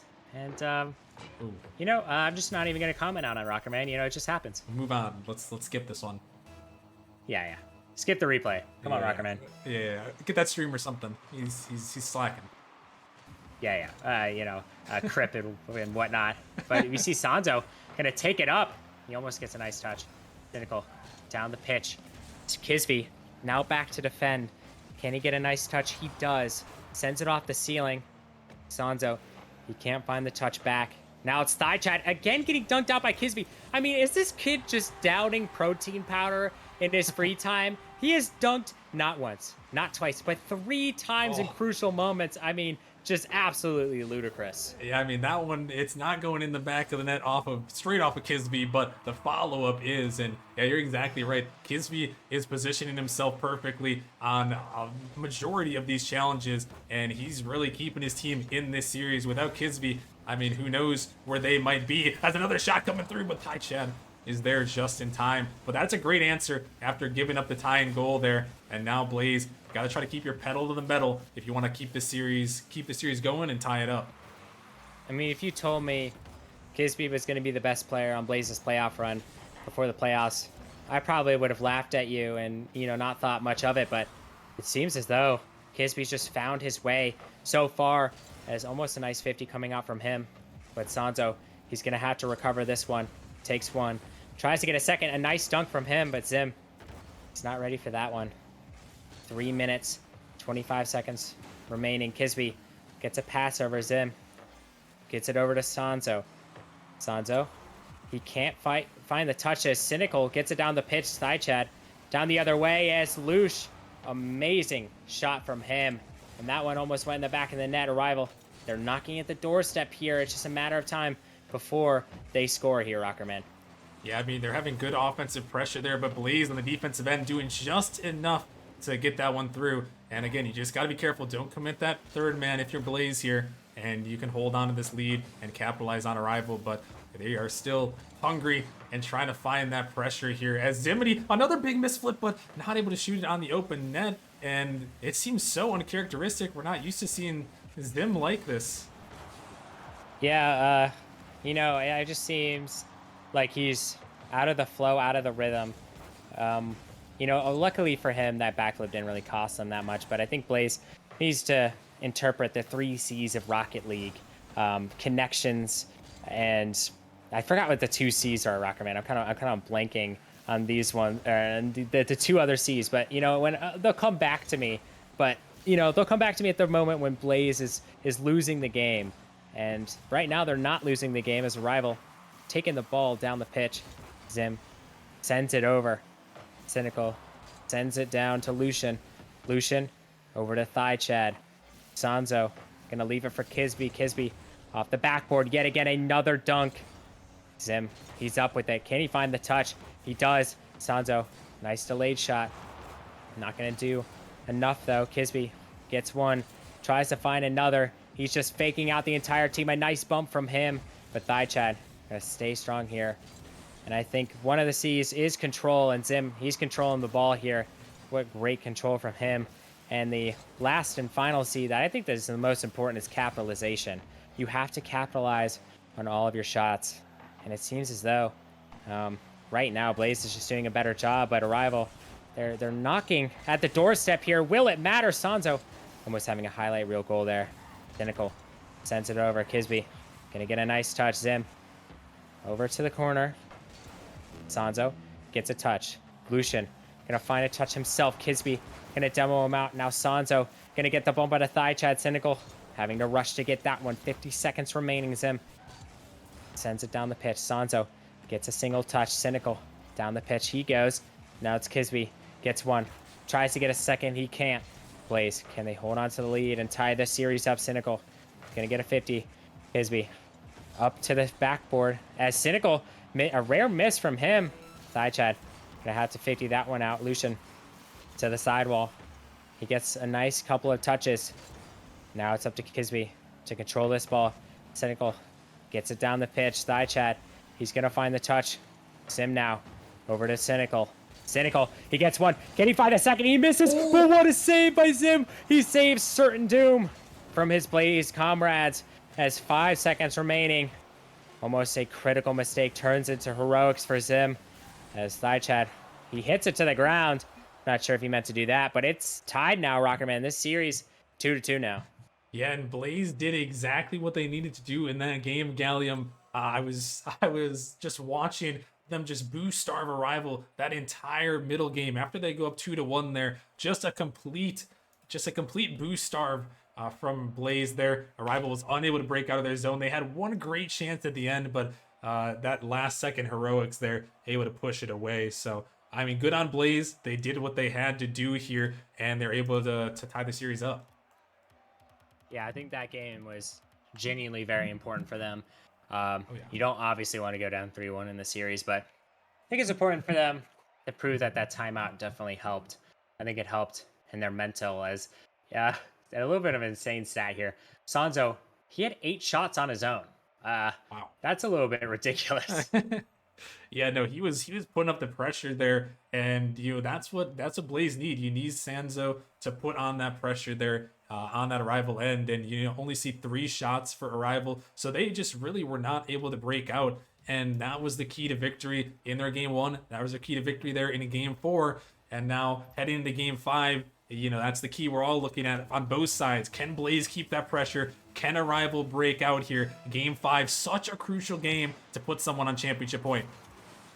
Yeah, this game, it's basically win or go home. Not statistically, but it'd be much better to win this game 5. It's a swing game, and in any professional sports, hockey and basketball, if you win game 5, you're most likely going to win the entire series, and it's not an exception for Rocket League, I'll tell you that much. Zim off the corner. He gets one, gets a second, tries to get a third, but Lucian, an excellent play from him. Sanzo sends it down the pitch, and now Cynical gets 50'd out. Thaichad getting a backflip, misses his touch. Now it's Kisby. Gonna get a little bit of an awkward touch. Zim's gonna play with his food a little bit, but what a great touch from him. Thaichad has to race back for this one. Sanzo gets one more touch. It's over to Zim. Can Zim shoot it? He does. He gets it past 2. What a shot. And that's just a massive dunk there from Zim. You see Sanzo keeping the pressure on. Zim just turning here, and you see a couple people trying to get in the way, but he's going to get it through 2 Arrival defenders. A great dunk, able to keep that pressure up there for Blaze and give them the early lead. Man, oh man. Zim. Where do I begin? I mean, it just seems like he's found just a new way to play in these series, right? I mean, instead of banging the ball as Thurman, he's controlling his touches. And in the offensive end, he's controlling his touches as well. No way, Kisby got a reset. Oh my. Oh. All right. A little bit of some calamity going on. It seems to be a lot of calamity going on, but it's this Rival League. After all, as we see Cynical clearing this one down. Gets a second touch. Sanzo gonna make him pay for that one. It's now over the thigh. Chad Zim gets a touch. Dot the corner. Can he get the shot? But Sanzo accidentally bumps him off of it. That's not ideal. Cynical gets a nice touch. Rival, they really need to find a goal here to come back into this series. Lucian down the pitch. Thigh Chat, he's up on the ceiling already. Can the ball find the back of the net? Cynical off the backboard once more. Lucian is up, but Zim gonna make a great save. Kisby, an accidental backflip. He thinks he's Zim for a second here. Hopefully, he cleans up his act a little bit. Kisby trying to find something, but Lush misses his touch. Not a great looking series of events from Arrival so far. They're looking a little shaky here, Rockerman. Yeah, they are looking a little bit shaky there. I think it's all this Blaze pressure, though, is that just keeping them, stuck in their zone, forcing them into awkward plays. And, that's where we've seen them struggle in the playoffs and in the regular season is when they get suffocated, they can, be very, very struggling on their own end. But once they break out, we've seen what that offense can do. But, in the last game and a half now, Gallium, it's really been all Blaze on that offensive pressure. And Arrival really haven't been able to control the boost, really haven't been able to break out here. And if they're going to want to come back and win this game 5 here, you got to find a way to break out on the offensive end. Yeah, I think, honestly, for Arrival, I think they should have taken their timeout after that game 5. It seems as though Blaze kind of figured them out. But it's just basically whether or not this Arrival team can get a nice goal. Is Cynical trying to get a nice goal here. As, wait a second, a nice demo coming out. Kisby racing back. What a save from Kisby. Saving his team from certain doom as Chad just dribbling it around all the Blaze defenders, but can't get it around Sanzo.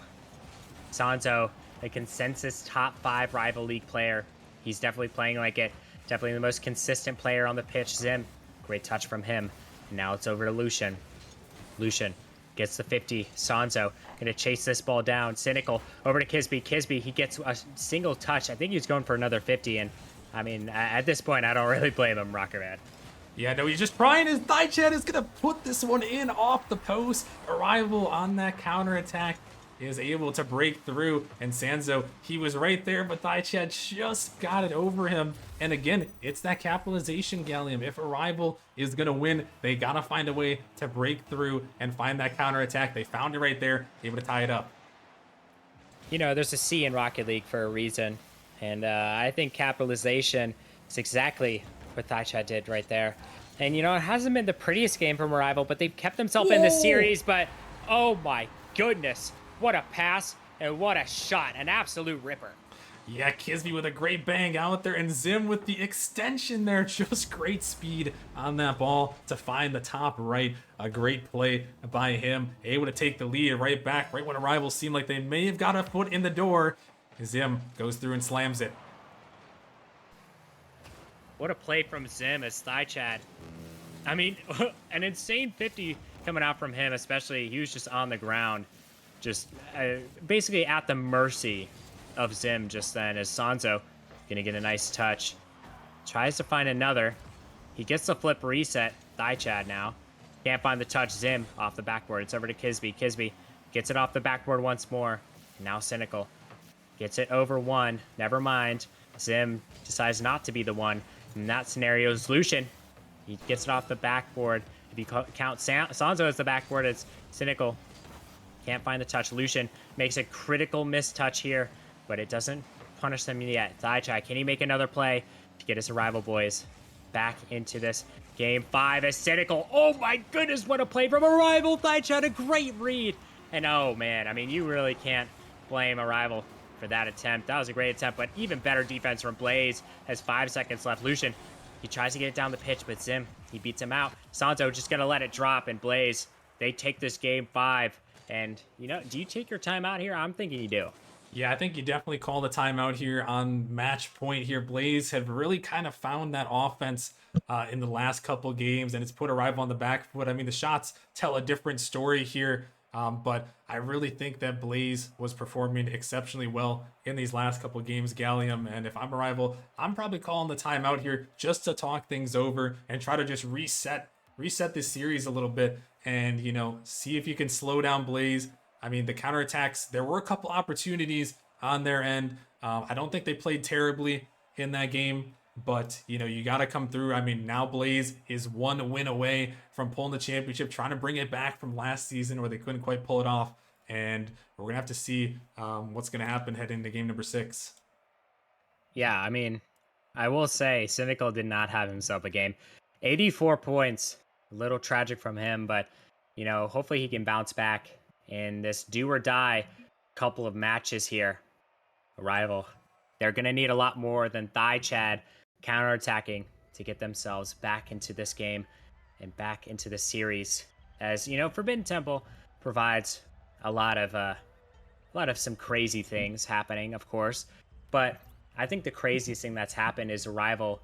They take their time out earlier. Honestly, yeah. I mean, they should have followed the trend They did. from Blaze. they well, did- I know they they did at took the their end. time out here, Oh, but okay, like okay. I got the you. game before, yeah. Okay. Taking their time out from the game before, because I mean, Blaze took their time out pretty early, and they figured Arrival out, right? I mean, you can't continue on knowing that Blaze knows what you're gonna do, and quite frankly, outplayed them in that game 4. So, the timeout eventually came, but was it a little too late? Well, we're definitely about to find out, Rockerman.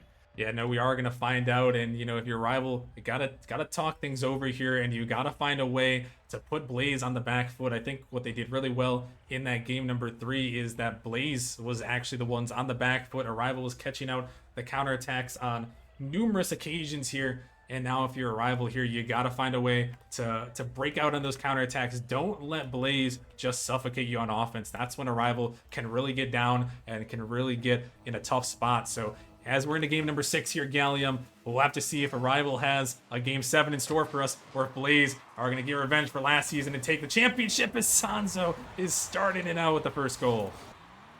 What a kickoff coming out from Zim here.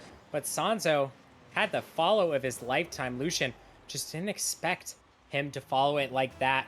And, it's Sanzo. He comes in these clutch moments. He comes to save the day. I believe, I didn't commentate the game and I didn't really get a chance to watch it. He scored that tying goal against Whiteout to send them into OT. So he's definitely a clutch player, and a player that I'm sure Smooth and his Firestorm Gremlins are glad to have on his team instead of the other way around. As Cynical gets the demo. An amazing play. Oh my goodness, Cynical, you really did not have to do that, but have yourself a shot.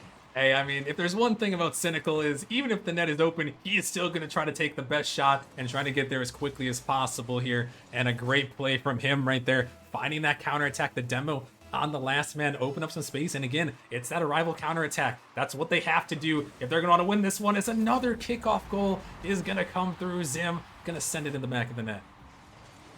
It seems like Arrival's looking like me out there. Can't get a kickoff to save their lives as Zim putting it in the back of the net.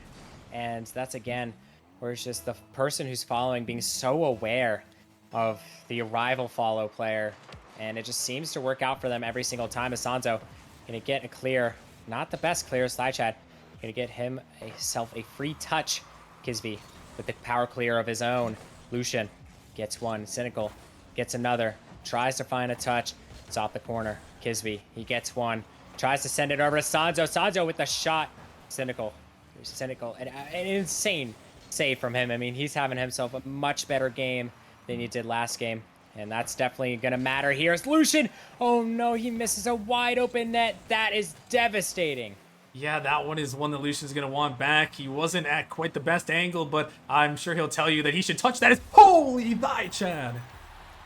Oh man, yeah, that's the Thigh Chad special. A little bit of this, a little bit of that, a little bit in your net. Just seems as though Thigh Chad's come alive in this series. We saw him come alive late against Vortex. That's what helped this Arrival team get to this point. It seems as though he's finally here and ready to ball out. And, last game he had an insane goal. This game, no different here. Thigh Chad trying to find a shot on net. Arrival fighting tooth and nail. Lucian pass to Cynical, but Cynical backflips. Lush gonna try to find a shot, and he honestly could have shot that himself. Am I crazy? No, I think he did have the angle, but trying to leave it for his teammate there. And Cynical, I think he was also expecting that Lush was just going to shoot it. And unfortunately for Arrival, not able to capitalize. And fortunately for them, they didn't get punished on the other end. But a couple of crazy things going down, Gallium. It's Forbidden Temple after all in the Rival League Grand Finals. We're seeing some chaos. Yeah, chaos does tend to ensue on this map as Thigh Chad tries to send it in the back of the net. Cynical now with a single touch, a single shot, and a single goal for the Sir Cynical. It seems as though he's found his wings and he's flying past his Blaze defense.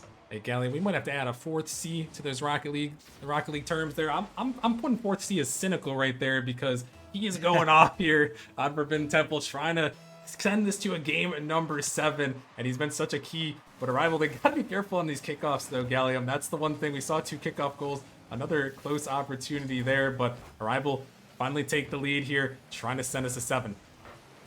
You know, every player on Arrival has a C in their name. Coincidence? I think not.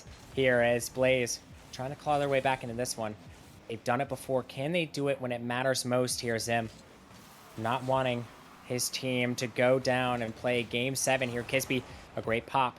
Cynical sends it back into the corner. He fakes out one. A great fake.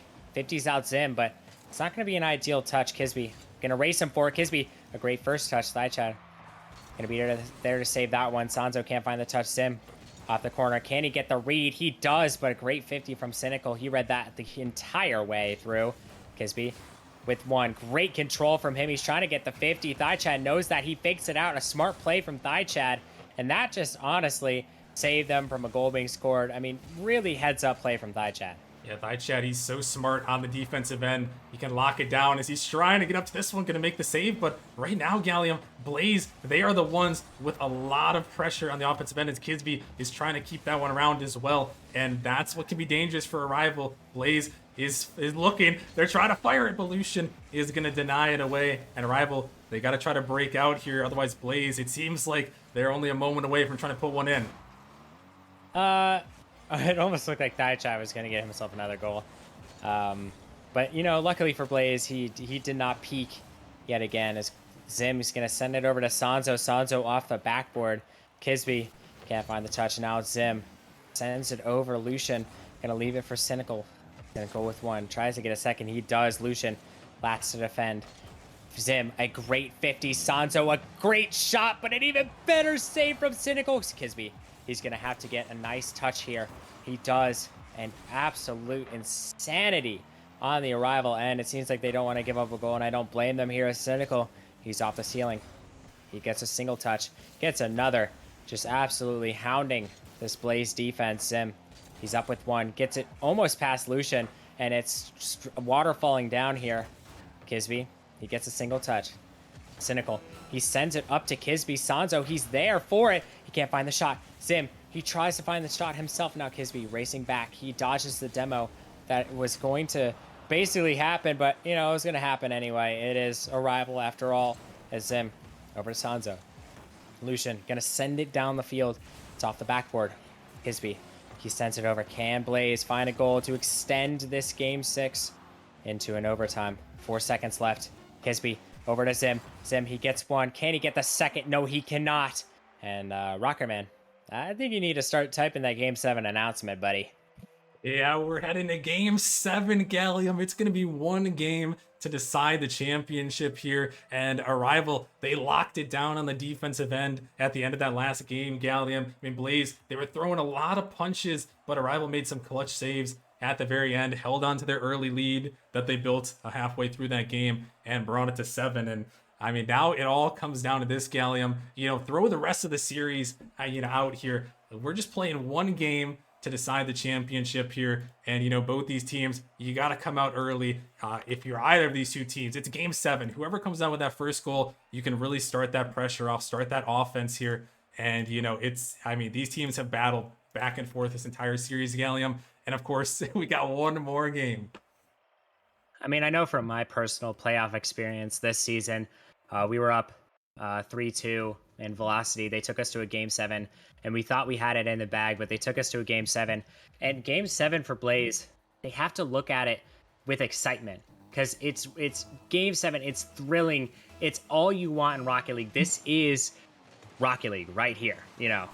Not to quote the famous saying, but this is in all basic forms just Rocket League, and it's one game to decide the fate of both of these rival league teams. With Sanzo is gonna get the most insane demo I've ever seen. That man was flying from across the map there. Zim just sends it up, and instead of hitting the ball, watch out, we got a kamikaze coming through, and Sanzo erases the last defender, and that is a great start for Blaze. Not to be confused with the whiteout member Kamikaze. Yes.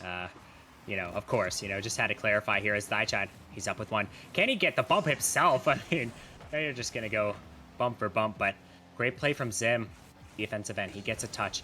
Gets another flip reset in tow. He gets the dunk. Sanzo, can you be there? Thaichad was there for the other team. Kisby gets the shot. And honestly, there's just a lot happening here. I might faint from what's happening here. I honestly don't believe it here as Kisby off the backboard. Sanzo, he sends it down, but Cynical, a great touch from him, and it's in the back of the net. Arrival, they tie it up. And a big demo on the back side there on Zim. And Cynical, he's just going to get enough touch on this ball to send it away. And Zimini, he tried his best to pre-flip, did everything he could, but it was just out of reach. And Arrival answer back. Wow. I mean, what a first minute. Oh, you yeah. know, a lot of fireworks here. I know there's fireworks on this map whenever you score, but, there's fireworks in this Game 7. For both of these teams, as Thaichad gonna make a control touch. Kisby can't bite it. Sanzo gonna try to find the back of the net. Both teams, you can tell, are very nervous. Just matters which team can capitalize. Here's a great demo again by Sanzo. As you know what, he's taking a page out of a Rival's book. Not really known to demo too much. It seems as though it's the right adjustment for him. Is Cynical sends it down the field. Zim, he's gonna get a nice touch on it. Thaichad sends it down. Kisby with one, gets it off the corner. Now it's Zim. He gets a control touch. He tries to find another. He does. Flip reset. Can he get the flip? He doesn't, but he gets a nice 50. Looking like Kisby out there in games 1, 2, and 3. Cynical gets a 50. And you know what? Kisby in game 7. We'll throw that in there. It's a great 50 from him. Zim sends it high. Great touch from him. He's going for the bump. Cynical. An insane save. Kisby. 1v1 situation. He fakes it out. Lucian. A much needed save there. Zim. He sends it to the back of the net. And Zim. He has his second goal of the game. Yeah, and Blaze is putting on so much pressure right now. You see Arrival, they're just all starved. Cynical, he wants that boost to try to give his team a way to break out, but it wasn't enough there. And Zimini, he puts it in the back of the net. Blaze retake the lead. I mean, what a game 7 we have on our hands. Both teams going for blow. This is a heavyweight bout. No team is playing defense whatsoever. Going at each other's jugulars here, but that's exactly what you want. This is Rival League in its purest form. Kisby up. Cynical gonna get a nice touch. Thaichad 50s out Zim. And now Rival. They're in a hole here. And they get out of this hole. Thaichad gonna try to find boost in his own end. Blaze has been very good at limiting Rival's boost in their own end. Thaichad gets a touch. Can he get the 50? He does, but it's not an ideal 50. Lucian, he gets a single touch, gets another, a great 50 coming out from Sanzo. He gets another 50. Cynical trying to do it all here, but he can't do everything. As wait a second, he has an opportunity here. He can't find the back of the net. As Lucian, he hops up. He can't find it. Sanzo, it's the other way. Blaze looking threatening here. Sim and Sanzo just looking like they just want another goal. And Kisby, welcome to the party, Kisby. It's never too late to, pull up another chair here. Yeah, no, that's a great 50. Pops out in the middle. The Blaze pressure just enough, and Lucian, he's not quite there to get back to that one. And with 2:12 remaining, Blaze is hungry there, Gallium. They're trying to get this championship here that they couldn't get last season. And 2 minutes remaining if they can hold on. Yeah, keyword if. Still 2 minutes remaining, and we've seen Arrival. They've done some crazy things in less time. So, Lucian gonna try to get a touch here. He has 0 boost though. Thaichad gets a great touch. Thaichad, another great touch. He accidentally hits himself off of the corner of the wall there. Not ideal. Lucian going back himself. Kisby, great pass. Cynical, gonna take it from him. Zim up to Thaichad. Thaichad with one. He's gonna try to find another. A great demo with Thaichad with 1 minute and 35 seconds remaining. Gives his team life. Oh my goodness, what a play from Thaichad. Right on Sanzo. Return to sender there. And Arrival, the life is back with 1 minute 35. Oh boy. They're just going blow for blow here. We saw that same exact goal happen earlier on in the game, but wait a second, maybe another kickoff goal. Lucian, back to defend. Great defense coming out from him. Zim, can't find the touch. Thaichad, he sends it down. Kisby, can he find the touch? He is successful. Cynical with one. Can Lucian find the redirect? He can't. Zim, down the pitch. Thaichad, they don't have to go all out yet. They can still play their game. They're going to have to go all out later in the series, but whoa, an insane play, but an even better save as Lucian gets a nice 50. Blaze on the back foot here. Cynical off the corner. He can't find the touch. Chad can't find the touch himself. Lucian, it's off the corner. Sanzo over to Lucian. It's over to Zim now. Chad gets a touch. Chad with one. Can he get the waterfall here? Sanzo, he's gonna miss his touch, but what a save coming out from Kisby, the youngster, putting on a great performance here. Chad pops it high. It's off the corner here. He's gonna try to get himself a touch, get his team a pass here, but Kisby, again, denying it by any means possible here. Sanzo, he gets a touch. Cynical, can he do anything? He gets a pass, one tries to pre-flip here as Zim gets a nice touch. Chad, it's off the corner here. He's gonna take his time. Sanzo, he's waiting for it. Chad gets it past to Lucian. He gets it down the field. Can they find anything? Lucian with one more touch. Sanzo, he has to make an awkward play, but he's very successful. Chad down the pitch with one. Can he get a second? He can't. Oh my goodness. The ball is still floating in Blaze's end. 2 seconds remaining. Can Blaze break the curse? Can they do it for their fallen brethren? Yes, they can. Blaze are your Season 12 Rival League champions. Oh, wow. And what a series there, Gallium. It went back and forth. It came down to the final second there, and Blaze did just enough to take that one home. A very stressful series to watch there, as, I mean, back and forth all series long between those two teams, and Blaze just enough on the offensive end to take it. And I mean, just an exceptional performance from them. Definitely well deserved, and big congratulations to them. Wow. I will say, MVP of that entire series. Do we give out Finals MVP, Rockerman? I'm not actually sure. Of course we do. Oh, you do? Is it like in the Twitter post later? It'll be released later. We haven't decided on the medium yet, but it will be announced for sure. Okay. Well, can I throw my pick into the fray here? I gotta go with Kisby. I mean, he impressed me so much, getting plays when Blaze just looked out of it. He single-handedly almost took a game off of a rival. He scored 3 goals, 3 crucial goals, and Kisby just absolutely dominating for his team. I'm not sure if we're gonna get an interview because we are running a little bit behind. I'm not really sure. We're gonna have to go. How that works. Unfortunately. Yeah, we're gonna have to go, unfortunately, but they gave us enough content. They don't need to talk to us. That series spoke for itself. But if you want another great series, let's go to our final league, the pinnacle of all leagues, the Titan League. So we have the Spartans taking on Inferno. Who you got? Well, I know who I got, but I'm not telling you because I'm trying to earn channel points this time, as we're going to be right back. Peace out, guys.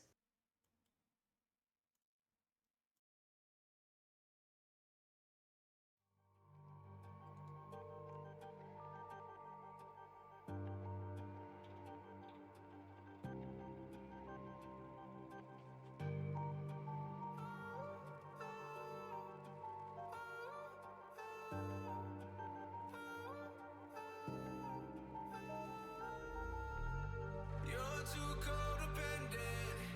You hate all of my friends. Don't know how to fix it, but losing you's like taking my last breath. We're so disconnected. Like every time we message, I really thought you meant it. You took it all and now it's nothing left.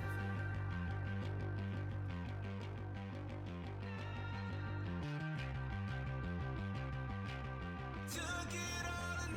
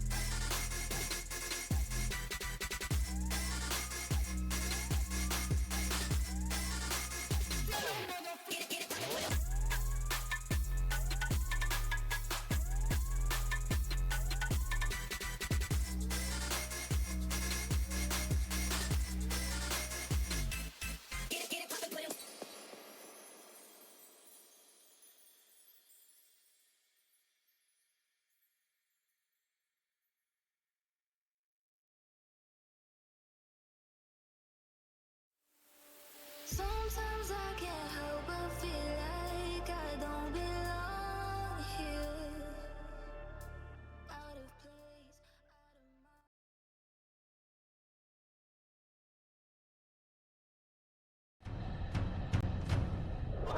Really? He puts it in 0 seconds remaining. The team's gonna be fighting hard for it. It's, oh my goodness, Rudy, what is this? Doesn't get the touch he's looking for. Kato, Scott, oh, he gets the flick and he gets it through. He's gonna give a shot. He's gonna put it in. Back to back. On the backward, can he find the touch? He's gonna put the shot on the net.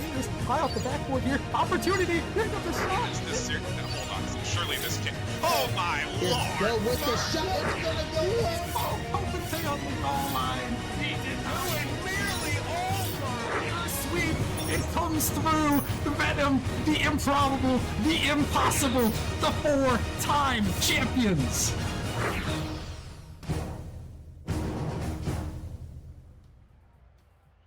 All right, what is going on, everybody? Welcome back to our last match of the night. The last one nearly gave me a heart attack, Aventus. Blaze taking it down in 7, a very close matchup there. A great one to lead into the Titan League Grand Finals where everything is on the line here. Yeah, I mean, that last rival series was just absolutely fantastic from every single aspect. You know, you got the content in Game 6, you got Game 7. It's such a close series. Blaze did end up barely getting the win. I mean, I honestly, if you had told me a rival was winning that series, I would have believed you. I mean, that's how close it really was. But enough about the rival league. We are talking about the Titan League, the final grand finals matchup of the night between Inferno and Spartans. I mean, both these teams absolutely fantastic. I mean, if we can pull up the bracket a little bit real quick. I know we're a little bit behind. You know, obviously Spartans being able to decimate Godfathers in the first round, 4-0 sweep, and then upsetting Venganza on the Nemesis After Dark, because you know there's some technical issues. But Spartans able to complete that upset. Now they're going into the grand finals and they are taking on Inferno. Inferno, man, they had T-Man subbing up against Dragons, and let me tell you, they looked like a full team. Like, it looked like they were a legit Titan team anyways, like with T-Man in. And they just did so well. And you can really see that even without Pizza for that semifinals matchup, they still were decimating on the goals. They had 2.6 goals per game, 4.5 saves. I mean, they just had some great solo plays coming out. I mean, Rocky Ears played absolutely fantastic, and Juju did well as well. I mean, T-Man, he was just kind of like that solid rotational player that you need. You don't need the flashy plays when you do everything little correctly. And I mean, they did really well. But and both these teams just very, very good. I mean, I'm happy that this is the grand finals matchup. Yeah, no, and it's sure to be a great one here. It looks like we've got them all joined up in the lobby. You guys saw the stats, the postseason stats thus far between these two teams. It looks like everybody's loaded in, ready to go. Ventus, I gotta know, who do you got in this one? Who is taking the Titan League Grand Finals to close out Season 12? So contrary to my betting, I put points, I put channel points on Inferno just because of the lopsided prediction, but I have to agree with the large sum of the prediction that Spartans is gonna win it. I think they were able to get over that hump. They've looked really good against Venganza, and I think they're gonna continue that momentum. I think that all three of these guys are super solid, and I'm not saying that Pizza might have a worse game not playing recently and being completely gone for a week and a half on vacation, but it might play a factor into it. You never know how the rust will shake off, and I think that because of how the Spartans played in the semifinals with all three of them there, with Marv stepping up big time, Acidoc playing really well, and Kratos kind of being that solid third man, that rotational player that you need. I mean, he didn't necessarily do anything fancy, but he just played. He did all the little things correctly, like I said about T-Man, but I mean at an even higher level. And I think just the way Titans played in semifinals gives me so much confidence in them. Yeah, and we're gonna have to see who is gonna come out big in this one as things are underway. Season 12 Titan League Grand Finals. We got Inferno in the red tonight with Juju, Rocky Ears, and Pizza, who you mentioned. Inferno was missing Pizza in their semifinal matchups. A big upset there. To survive even without him. But here comes Big Crate striking first with the Spartans. Yeah, I mean that's a great pass there off the corner. I mean Marv reads it perfectly. Marv puts it off the backboard. Kratos already following that one up. The chemistry already working in tandem between those two. And I mean, in the first matchup, it kind of seemed like it was the Kratos and Acidoc show when they're taking on the Godfathers. You know, it was really those two generating all the offense. And Marv really stepped up in the semifinals. He played super fantastic. I wasn't sure how Spartans were going to do against Venganza if Marv wasn't at his full strength. But I mean, when he's pulling all the stops out early in this series, it gives me even more confidence. Oh, most definitely here. I mean, these players are some of the best that we have to offer here in the Titan League. Obviously, the season Titan League went up to the highest ever minimum boundary, so the bottom floor for Titan League has gotten even bigger, and that's because the top of Titan, has raised even higher as well. With all these players, a lot of great players in Titan League this season, and both these teams have had some great seasons thus far, and they're trying to end it out with a championship here as Spartans were able to take the early lead here. Rocky is waiting, trying to snipe that one through, not quite. This one gonna be pushed over to the corner, gonna take it over the top of one, trying to turn back around Rocky Ears, but that one is denied away. Another one fired towards it, but Kratos is there just in time, able to push it off. His Pizza gonna push this one up over the top, sending this one down, but no one quite ready to follow here. Is another big 50 trying to drop it down, pushing it towards Rocky Ears off the backboard, but Pizza jumps as well. Kratos, he can't quite get the clear he was looking for, but a great follow, able to get it away, and that was a big chance there for Inferno. Ventus just couldn't quite capitalize. Yeah, and I mean Inferno, they've had a couple good chances. I mean, it looks like this might just actually be in a mistouch there. And a good pass. Like it looks like a dunk from Marv on Juju, and Rocky Ear's not really expecting that. I was a little bit confused about how that one went in the back of the net. You usually don't see many just like open nets in Titan. But yeah, I mean Inferno had those chances. They put up some great shots, but it seemed like they just weren't really in sync. I mean Rocky had a great play into putting it into the midfield, and so did Juju, but it seemed like Pizza wasn't on the same page as those two guys, and it was really the difference. And maybe that's just the coming off of a week vacation, something that happens where you're not really in the same mindset as the other two, where they have played together. They know how they played in the semifinals and what worked out for them. And now it's you're completely changing the lineup. I think that there's going to be some growing pains. We might see that here, at least in game number 1. But I'd expect them to kind of settle in at least the later bit of this game, maybe game 2. Yeah, and I mean, Ventus, it's for Pizza here. Since he didn't play in that matchup in the Titan League, they had that bye through because they were the 2 seed. So Pizza has not played with this team since July 23rd, and it's August 20th right now. So it's been nearly a month, and Marv is trying to replicate what happened at the end of the season, where Spartans were able to sweep Inferno. Yeah, I mean, it's a good pass. A little bit of a double commit, but Marv kind of reads that touch very well and is able to get back to it. Pizza not really able to get a touch on that one. Even though he had full boost, he was just in a super awkward position. And, I mean, when you have something like that where a double commit, you're not really sure who's going to touch the ball, turning into a good communication between the Spartans players, it kind of works out very well in their favor, putting Pizza super awkward, and that one is going to end up being in the Spartans' favor, working out for a goal for them. And I mean, Spartans have looked very good. I mean, I talked about Marv really stepping up in the semifinals, and he's done so once again. I mean, 1 goal, 2 assists, 2 saves. It's kind of been everywhere that they needed to be. Asadok playing some great defense, especially, and Kratos kind of being a facilitator, being there for cleanup as well. I think that the Spartans team is playing really well. I wouldn't be surprised if they took this game and continued their momentum into game 2. But I think that Inferno are very good at being able to break down teams, especially with solo plays. So I'm looking for Juju, Rocky, and Pizza to use those solo plays, get the beats, and force Spartans into super tough spots where they're overcommitting on defense and they're having to double commit with low boost, and so, we're just drawing out Spartans even more, because right now they haven't really tested them too much on defense. Yeah, now with the final 10 seconds remaining here, Inferno is trying to get one on the board here, and Rocky Ayers is going to find the dunk, but with 7 seconds left, might be a little bit too late.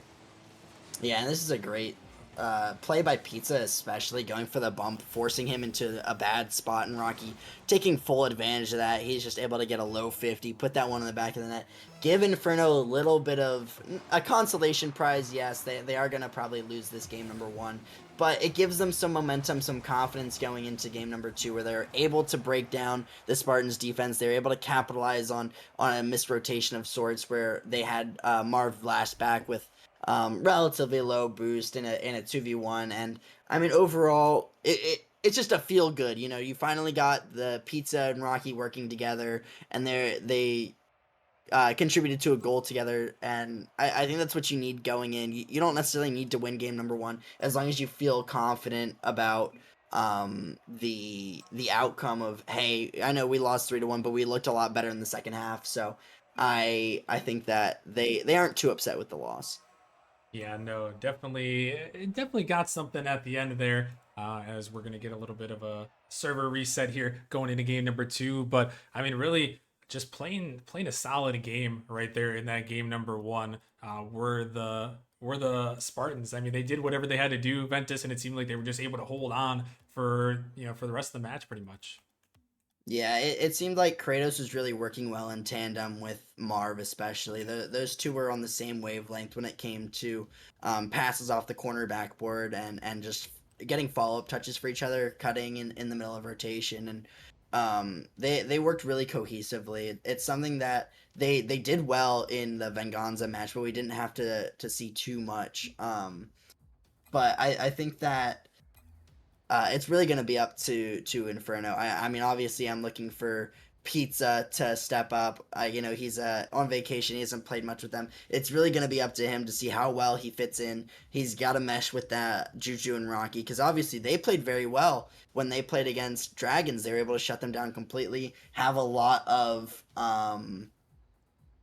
pressure and presence, and I feel like they don't have that right now. And it might be Spartans just playing very well, but I think it's something more so that they're not really a full team yet. I think it's still Pizza and then Rocky and Juju. Kind of two separate mentalities, and they really have to come together as one to fix their rotations.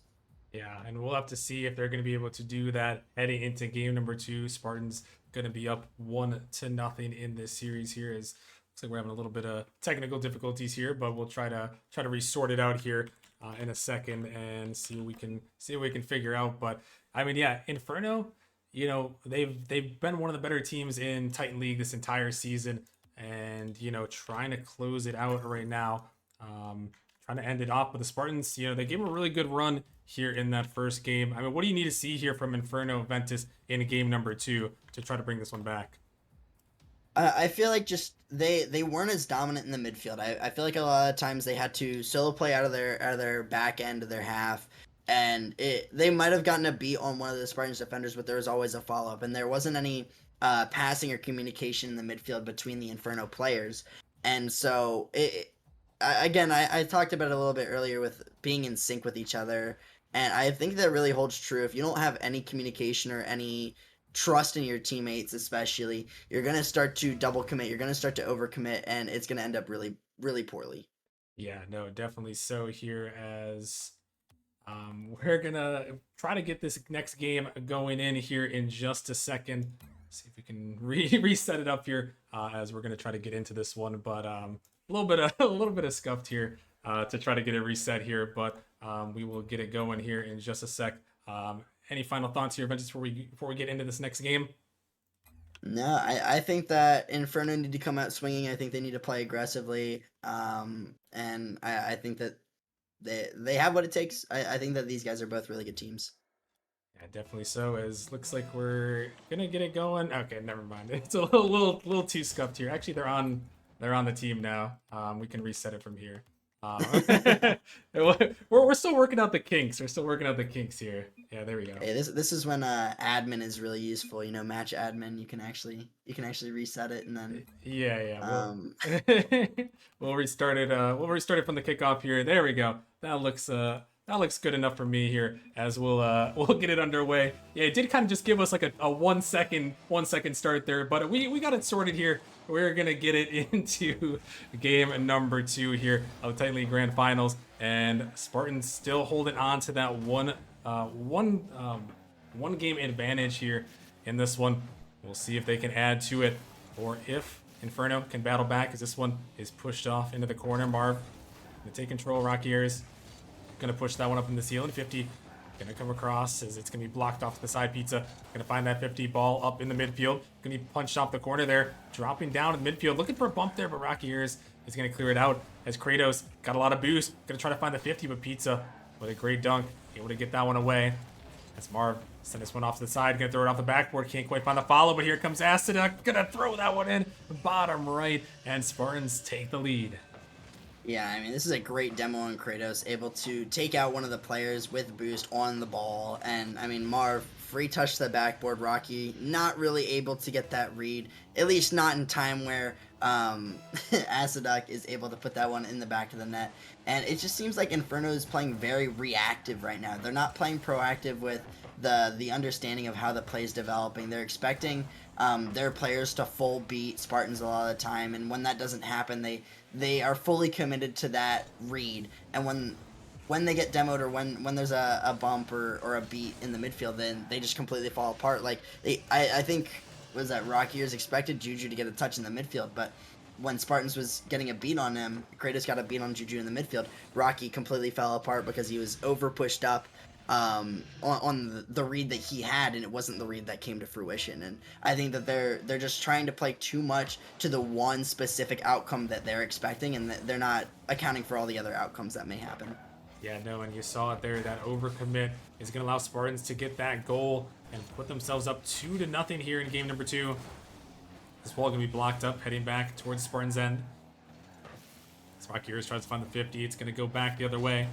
Off the corner, going to find another touch there. Going to get it by 1, but a dive comes through from Marv. Looking to set this one up, going to get a flip reset. He's going to drop it down, looking for a demo there, but can't quite find much from it. As this one popped over the top of 2. Can they find the 50? Out of the midfield, the big demo gets in the way. Spartans couldn't quite capitalize on that one. Inferno going to live to fight another day, but they've got to try to break out here. Down by 2, the ball dropping in the midfield. Rocky Ears sending it out towards the backboard. Kratos go to take that one, gonna beat it by 1. Pizza is gonna come through, a big bump on the backside. Pizza gonna push this one around. Pizza tossing this one up, but it's gonna be sent out as Juju gonna clear it back out. Inferno trying to get one on the board here. This one is on the goal line. It's just gonna go in. It was almost saved, but Juju is gonna get Inferno back within 1. Yeah, and that was almost a crazy save between Kratos and Marv there, and I mean, or I guess it was just Kratos. Almost got the save. I mean, a good play from Juju really to opening up the scoring. A good shot off the sidewall, keeping kind of unexpected. Usually, like the Spartans didn't expect him to take a shot there, and it kind of worked out in his favor because it wasn't the greatest shot, but when the rotation in the Spartans wasn't expecting a shot from that angle or from that position, it completely threw them off guard. They weren't able to recover in time, and once again, it's a good showing that they are able to score on the Spartans team. They are able to do it, but they got to clean up specifically in rotations. They just seem way out of whack, and I think that they really need to clean up their rotations if they want to win. But it's a great start. Yeah, no, it is most definitely a start here as this one will be pinched off the backboard. Oh my goodness, and Kratos comes through on the 50. That was a great play there by the Spartans, just putting so much pressure. Yeah, I mean, this is a great play by Acida, getting just the touches on the back wall to beat out Rocky Airs. And we see Marv having full faith in Acida that he's going to get the beat, and he almost puts it in off the pre-jump, and it's going to go off the crossbar, or off the post, and I mean, it's going to have to take that third man, and I believe that was, I forget who that was, honestly, in Acidoc, or and Kratos to follow that one up and put that one in. And overall, I mean, it's just another great 1-2-3 play from the Spartans where they're able to beat out the players from Inferno. We haven't seen the real defensive prowess of like a Rocky Ears that we normally see, as he's one of the top rated players in all of Titan League. And he hasn't really been able to show his defense out because the Spartans have been so good in their shot placement, as Marv misses a little bit high on that one. Yeah, close one there.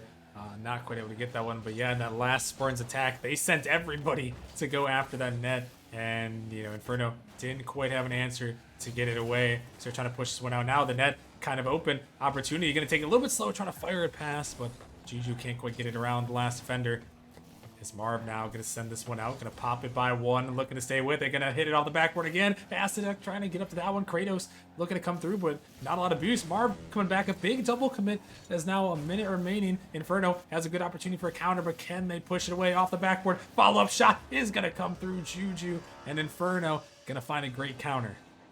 Yeah, it was absolutely crucial that Inferno was able to score on that one. Spartans have gotten so aggressive and confident in their ability to play on offense that they started to make some overcommits, and it was a very blatant one there. And Inferno needed to capitalize on it. They did, and I mean it's a great play from Inferno. Spartans maybe a little bit too overzealous, but I can respect the effort. I mean they've been very good on the offensive half, and their plays have worked for the majority, but it's gonna backfire here. Oh, it's a demo trying to open up some space on the backside there, but Spartans still able to get the clears. We're down to the final 30 seconds. Inferno really got to get things going. Juju trying to throw it up to Pizza there. Pizza off the corner, looking for a double tap off the backboard. Kratos going to keep that one around, going to stay with it as there is harassment in net. Rocky Ears going to opt to take it around the pitch here, trying to get this one out of his own zone, but this one blocked down. Asek off the backboard.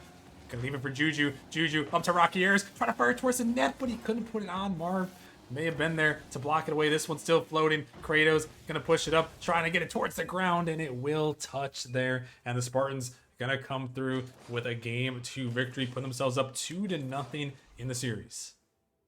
Yeah, I mean Spartans look good, man. That's all I can say. I mean they just seem to be really following up on each other. The comps seem pretty good where they aren't really double committing. If they are double committing, it's not in really crucial spots, at least for now.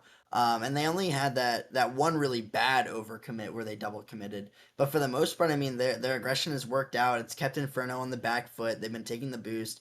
And I think that they've just been playing really well, and I think that's a lot of it's due to Marv. I think Marv is having an absolutely phenomenal series. I mean, he's really been the just the jolt the Spartans needed. Obviously, he played well in that Venganza series, but I think he's taken it to a whole nother level. I feel like he's kind of become the star of the Spartans, whereas we've usually talked about Kratos or Acidoc kind of being that go-to player. But I mean, I just think that's how good Marv has really stepped up and how much he's really improved this team.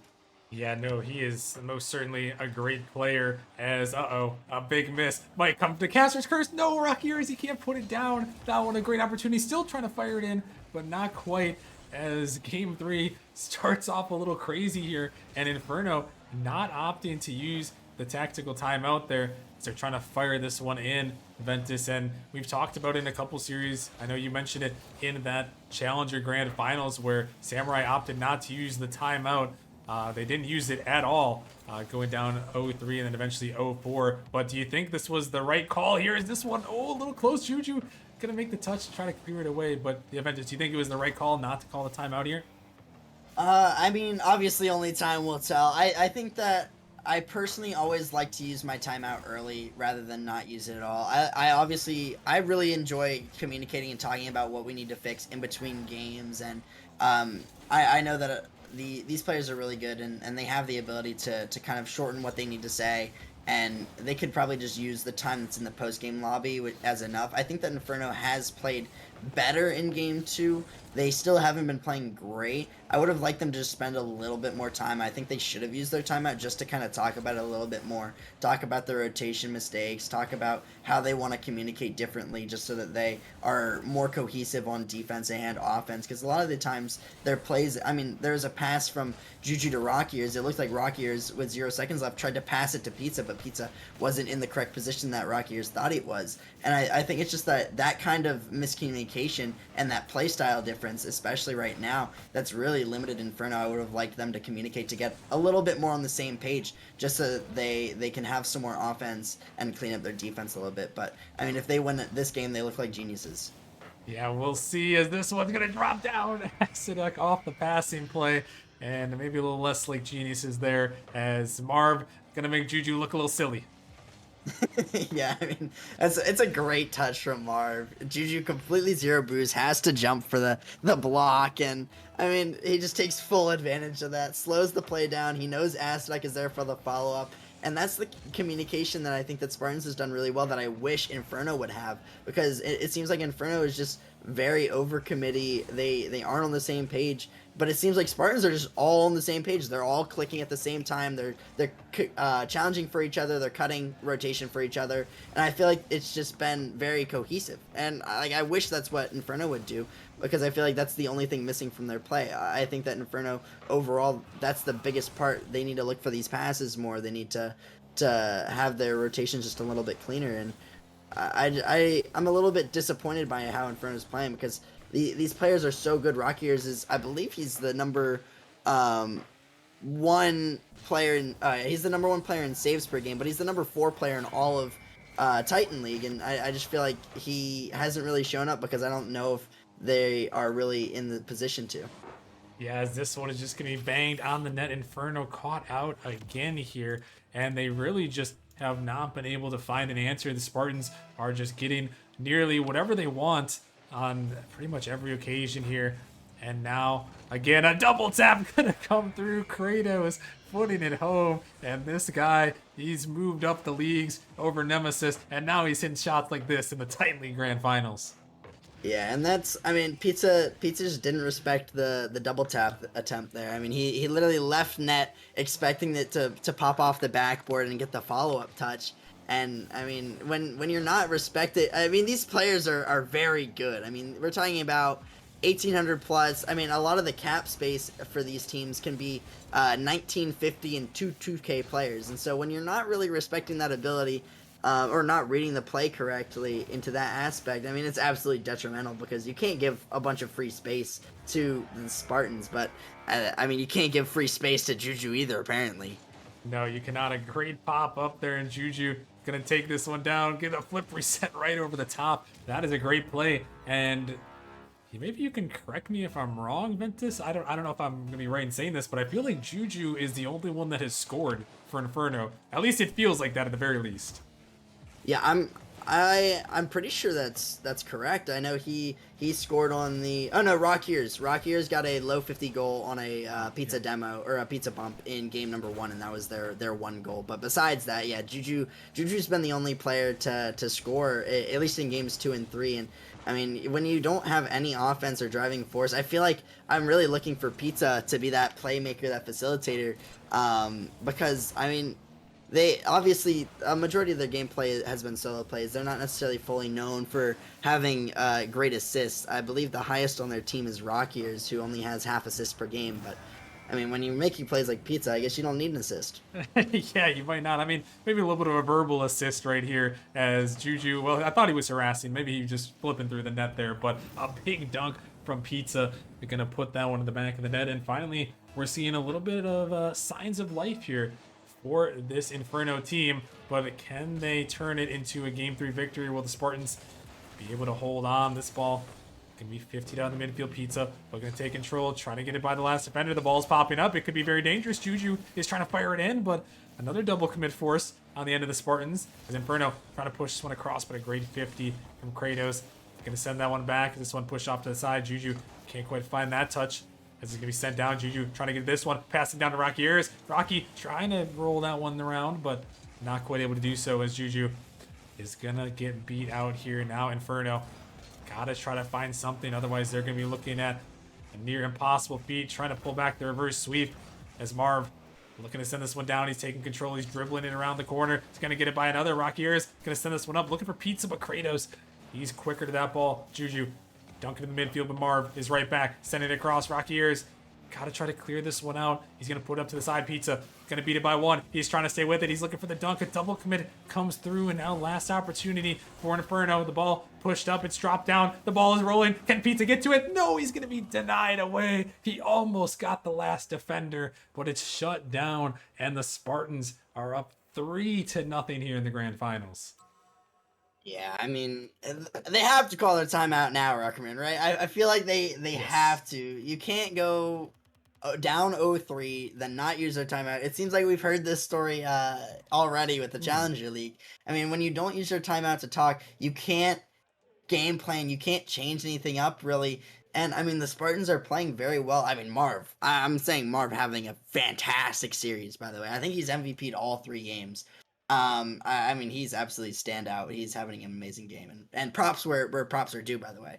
But I want more from Inferno, and I'm really expecting Pizza and Rocky Ears to be that. You talked about Juju having really the only goals in the series, and I mean, Pizza got one at the end there, but I mean, Juju's really been that only main offensive driver, and I feel like that's they just aren't able to get the beats in the midfield. I feel like we're used to seeing Pizza being the main driver behind the offense. I mean, he's 6th in all of Titan League in goals per game in the regular season. I mean, he has 0.86 goals per game, and right now it seems like he's barely scratched the surface of what he can do on the offensive side of the ball.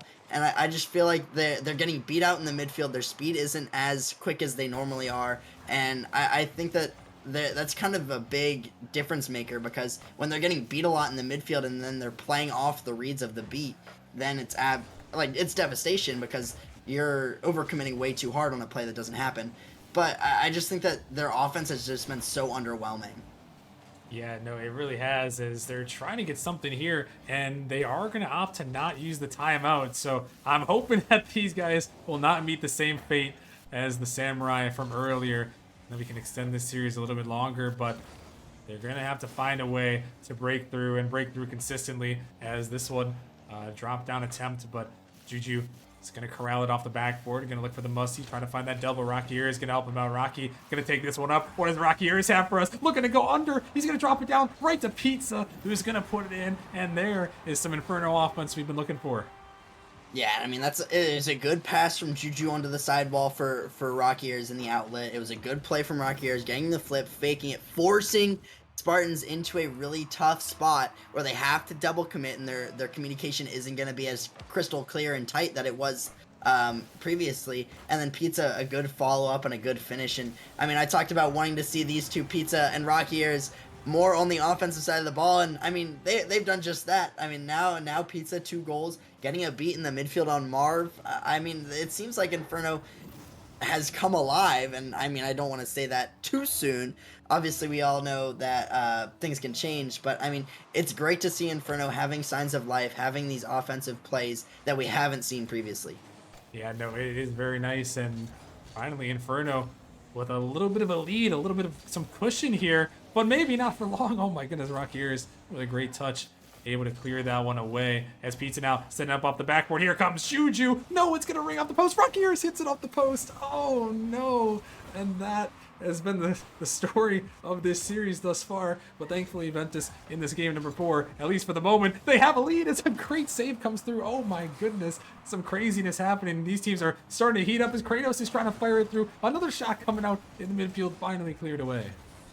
Yeah, and I mean, we know Inferno can have that really good defense. You know, Pizza and Rockiers both in the top 5 in saves per game. And I mean, we've seen them time and time again just save absolutely incredible shots. And I mean, it's really what they need to do if they want to get back into the series. They've done very well to not only maintain their lead, keep the pressure. They've been out shooting Spartans in this series. And I mean, they've looked a lot cleaner. We see a lot more passes in the midfield, especially coming from Pizza.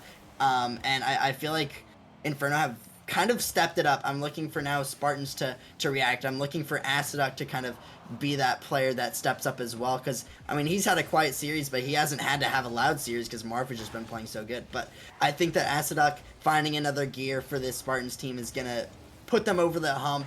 It's what they need to beat this Inferno roster as they are now, because I think the Inferno's kicked it up a couple years.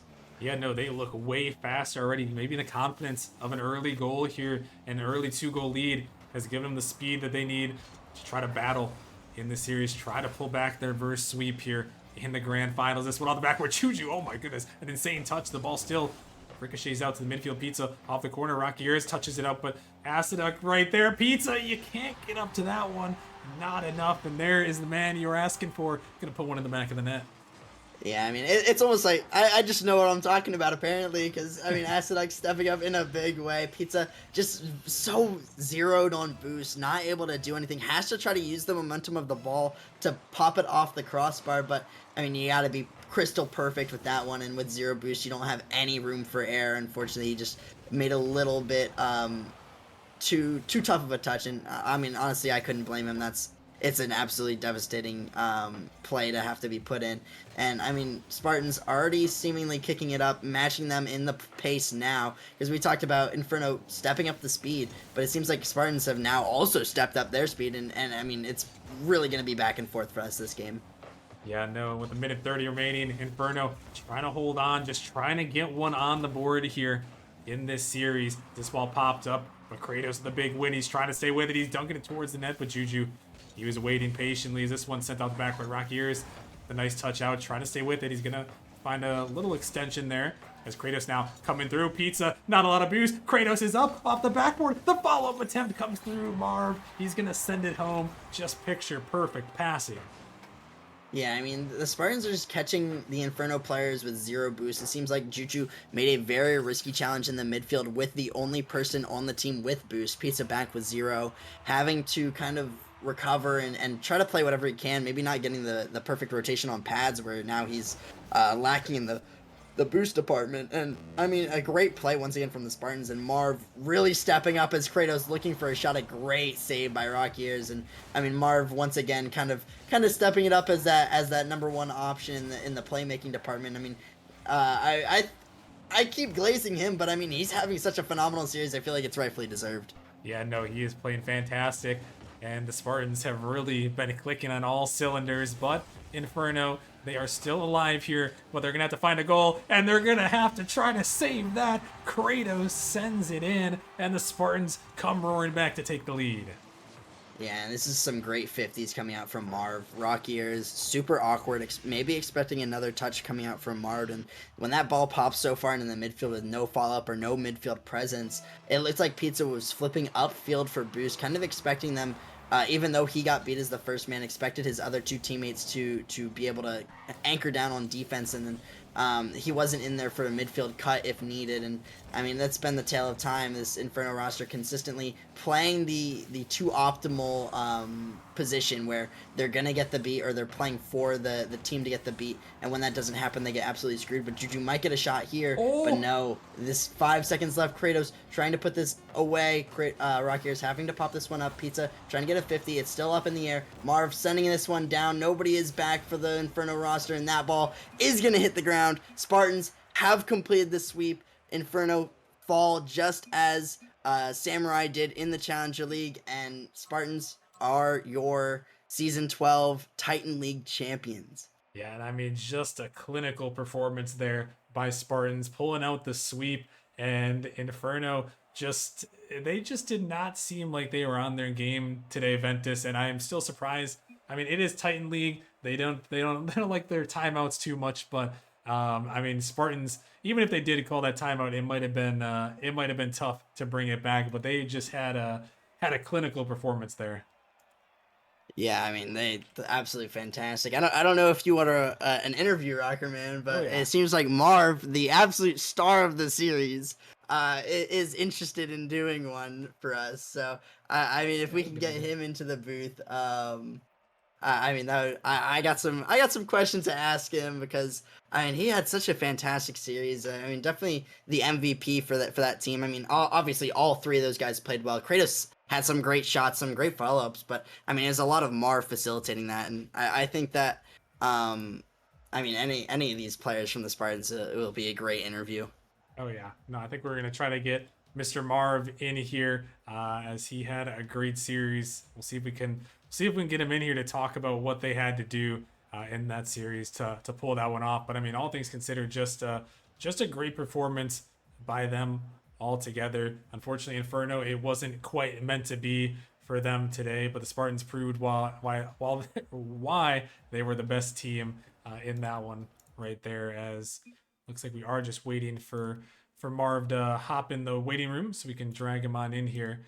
But I mean, yeah, it was a great series by them for sure here. As looks like we are trying to find Marv. I'm not sure where he is right now. There he is. Oh, he's in the six mans. All right, we'll get him in here. And there he is, Mr. Marv, the champion of the day. Marv, how are you feeling after that big sweep? We're feeling good. I mean, there's really never a doubt. Oh, by the way, if I turn my camera on, will it show? No, No. we don't No, have it that. won't. It's just the voice, just the voice. Yeah. All right. Yeah. Well, I just want to start this interview by saying, Kratos told me to say this, so shout out MKG, all the boys watching over in that server. Kratos says thank you to you guys. I say thank you to you guys. That's huge. I mean, it was a great series. So yeah, feeling good. Yeah, no. Oh, go ahead, Ventus. Oh, I was just okay, Mark. You know, I kind of was criticizing you a little bit in your first match against the Godfathers. I felt like you had a little bit of a lackluster performance, but I mean, over the last two performances against Venganza and especially this one, you've been stepping up time and time again. What's kind of been your thought process, or like how have you been going into games? Have you just been going in trying to just be a team player? Or are you trying to like stand out? What's your like thought process when you go into these matches? I mean, I think that there are like certain moments where you can put yourself above the rest and try and stand out. But honestly, like the teammates that I have, like Aciduck and Kratos, both we play so well around each other. And like it gets annoying for other teams. Like they get frustrated because we have so much pressure. Like we keep our third man so high that there's really not you don't have a lot of time to breathe, you don't have a lot of time to get boost. And like as long as we're honing in on our challenges, challenging at the right time, I feel like there's really no team in Titan, at least this season, that could compete with us. But yeah, I think that overall, I think I go into it with a team mindset first. I want to hype up my boys. I want to have passion. I want to get them going before the series. But when it's time to lock in, it's time to lock in. So Yeah. No, Yeah. I mean, yeah, you played great. I think that you talked about being a very good team player and y'all clicking on offense, especially keeping that very high pressure. Worked out fantastic. I mean, you had some great passes, and I mean, obviously, this wasn't the roster that started off the season for the Spartans, and you kind of added. I believe I think you were an addition, and Kratos was an addition to this team. Aciduck was an addition as well. Aciduck. Okay, yeah. So all three players were kind of new. Was there any kind of growing pains? You know, you talked about being able to mesh really well with these guys. Was that instantly, or was that something you had to work on? I think it was a little bit instant. I think I was honestly surprised at how well we played together. Usually with like new teams, it takes a little bit, but I felt with this team like we meshed really well together. Me and Aciduck play a lot of twos, so we got the twos chemistry going, and then Kratos kind of fills in as a like first man super aggressive role, and he plays it really well. Um, but yeah, we started off the year with Darko, B, and Aciduck, and we knew instantly like that probably wasn't going to work out. We started off 2-2. I missed a lot of the season. I was gone from like July 1st, I think July 26th. So I missed a chunk of the season. For those of you like not following along with Titan, we were 5-7 going into the last week of the season. We needed to win both our games, and we did. It was me, Kratos, and at Duck. We swept Inferno, and we 3-2 Godfathers to even make the playoffs. And then from there we were super confident in the way we were playing. So yeah. Yeah, I mean, yeah, you guys definitely seemed like you guys clicked, especially towards the end of the season. You talked about needing to win those two very crucial games, and I mean, there's another point in this series. Inferno had gone up 2-0. It looked like they had finally found their footing. Were you guys worried at all? Did you guys have to, calm yourself down even though you guys were up 3 games? Was there any kind of talk about what you needed to change or if you needed to change anything when it seemed like Inferno was starting to get some momentum? I think Inferno like found their footing in that game. I think we really like when we were down 2, it was pretty early. So we all three of us knew we're like, hey, we're only down 2. We have plenty of time left on the clock. It's not like, the game is over yet. We have plenty of time to work it out, to score another 2 goals. And we had been scoring pretty, I don't want to say easily because Inferno's, a great team, but we had been scoring like pretty confidently. We've been scoring at a good rate for the first 3 games. So it just kind of felt like, okay, if they can get 2, with how we're playing, why can't we go out and get 3 and win the game? And that's obviously what we ended up doing. But yeah, I was super, super happy with the way everyone played. I got to cut in here and ask a question because I know you were looking at this and you mentioned you guys barely squeaking in at the end of the season. No one on the desk on the pre-show predicted you guys to win. You guys were kind of an underdog team to make a run. What was that like, kind of being the pseudo underdogs? Obviously taking a big win in the semifinals, but what was that run kind of like to make it here and win the championship? Honestly, I didn't think that we were underdogs. I've been, you've seen the Spartan server. I've been saying for a while that, we're on the come up. I think Nemesis thought we were underdogs because, they're not watching. They're not paying attention. They don't see the what we're doing to other teams. So I had that screenshot where, all 4 people on the pre-show predicted Inferno. What are we doing, guys? That's embarrassing. We need to lock in. We need to see that Spartans are very obviously up and coming, great.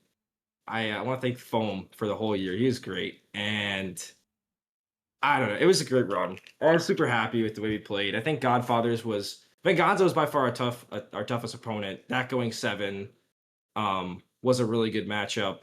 We honestly, no disrespect to Inferno, but we felt like the Venganza series was okay. We win this and we have a really good chance at winning the finals just because of how good Venganza was. Yeah, but all 4 pre-show hosts predicting Inferno, kind of just a little bit of fuel under the fire, like fuel under us. We were like, okay, people don't think we're gonna win this, so be it. Like we'll go out and we'll prove that we're very comfortable against this team. So I think we did that. Yeah, no, I think you guys did that as well, and big congratulations to you guys taking it all the way, taking the championship, and yeah, pretty dominating fashion as well. Any final words or thoughts before we let you head out? No, but yet again, like shout out to Kratos, shout out to Aciduck, and shout out to Foam, like the whole organization. Obviously, I wish that Samurai could have put up a better fight, but I told Stites after they lost, I said, we got you boys, don't worry about it. We're gonna get this. We're gonna get a championship for the org. So we went ahead and we did that.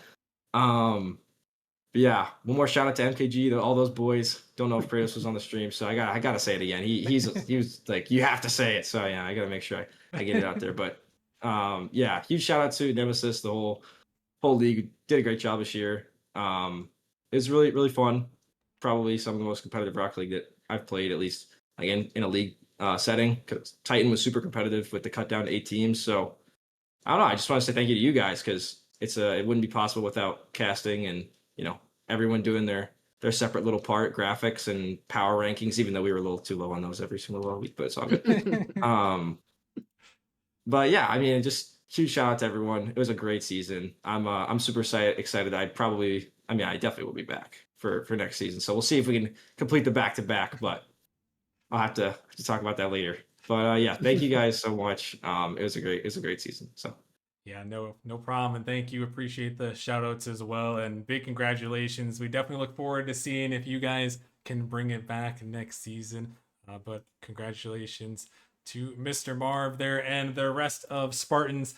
Big ups to them, Ventus. I mean, just a dominating performance there in the grand finals. Marv, obviously you mentioned him, looked like the MVP, in most of those games. I don't know if he did end up with 4 for 4 MVPs, but I mean, he looked really well, and I mean the Spartans, they just took care of business, and a really great performance from them.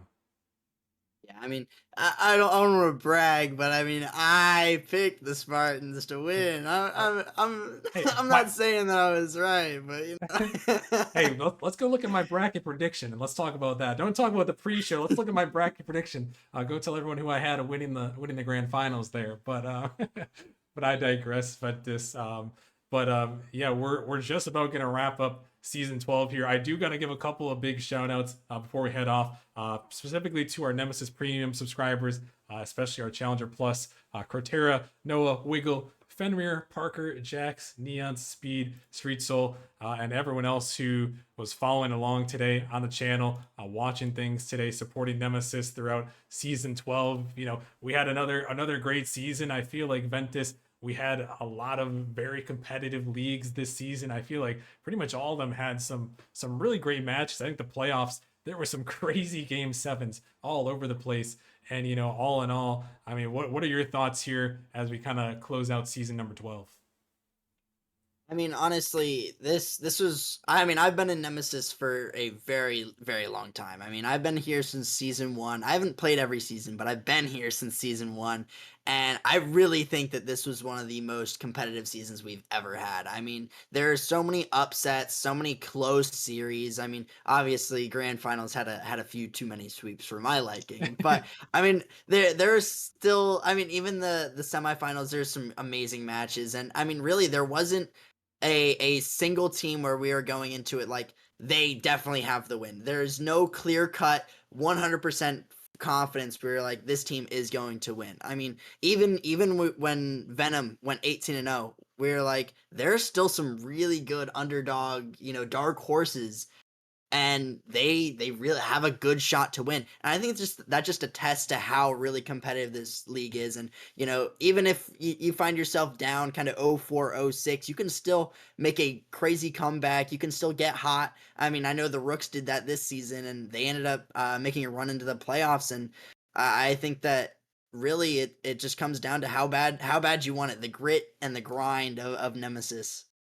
Yeah, no, definitely the grind. The grind continues, as they say, Ventus. And I think we had a lot of great teams this season, a lot of great players. I'm really happy with how things turned out. And as always, we appreciate everyone that's been supporting us, especially our staff members. A lot of people behind the scenes don't get as much credit as maybe they deserve. But I do want to give big shout outs to all of our management members, Cozy Boy, DJD, Dr. Shadow, Mallow, and Mealy. A lot of them put in a lot of great work this season to kind of keep things running behind the scenes. So big shout out to them.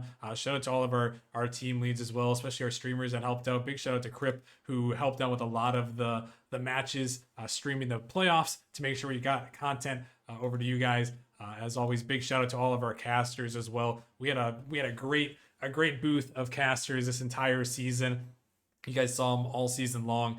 Big shout out to them for putting in some big work out there, bringing a lot of great matches to everybody there. But really, just all in all, I'd say it was a fantastic season. We had some really great matches, a lot of fun there, and I know we're all excited to see how season number 13 is going to go. Ventus, that seems weird to say. I know you mentioned you've been here since season 1, but now we're going to be coming up on season 13 in just a couple months. Yeah, I mean, I can't wait personally. Obviously, I wasn't able to be a starter this season.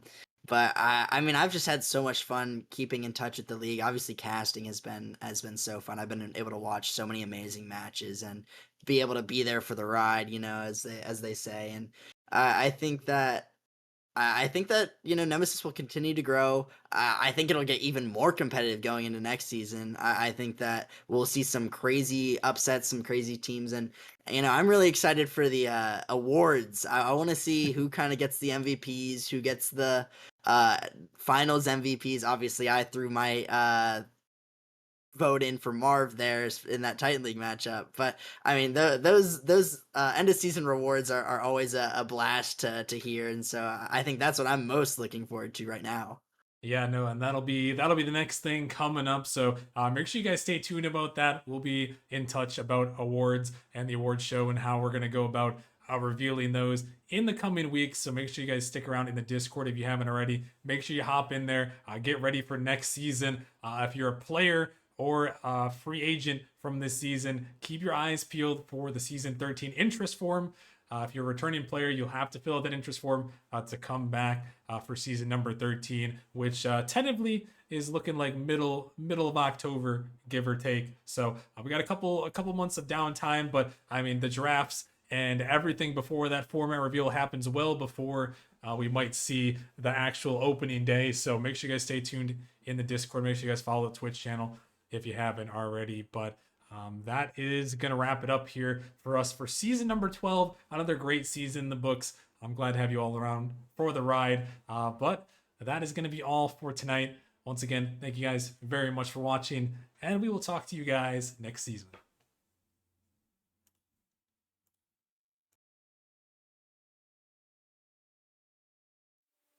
Sometimes I can't help but feel like I don't belong here. Out of place, out of mind, like all the time. There's nothing else that feels like it's meant for me. But I've got a sweet escape. Under bright light, illuminate my face. Under bright light, they're shining down on us. Under bright light, illuminate your face. Under bright light, that's when I come alive.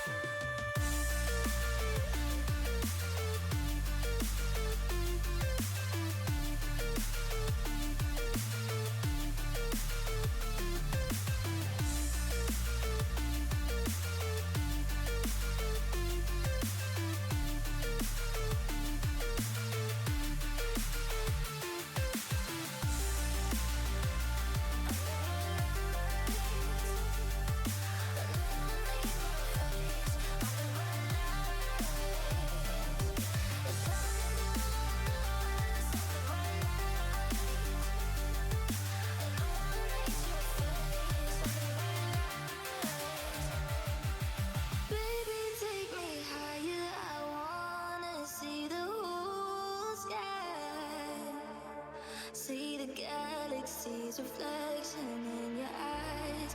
There's nothing that compares to this energy.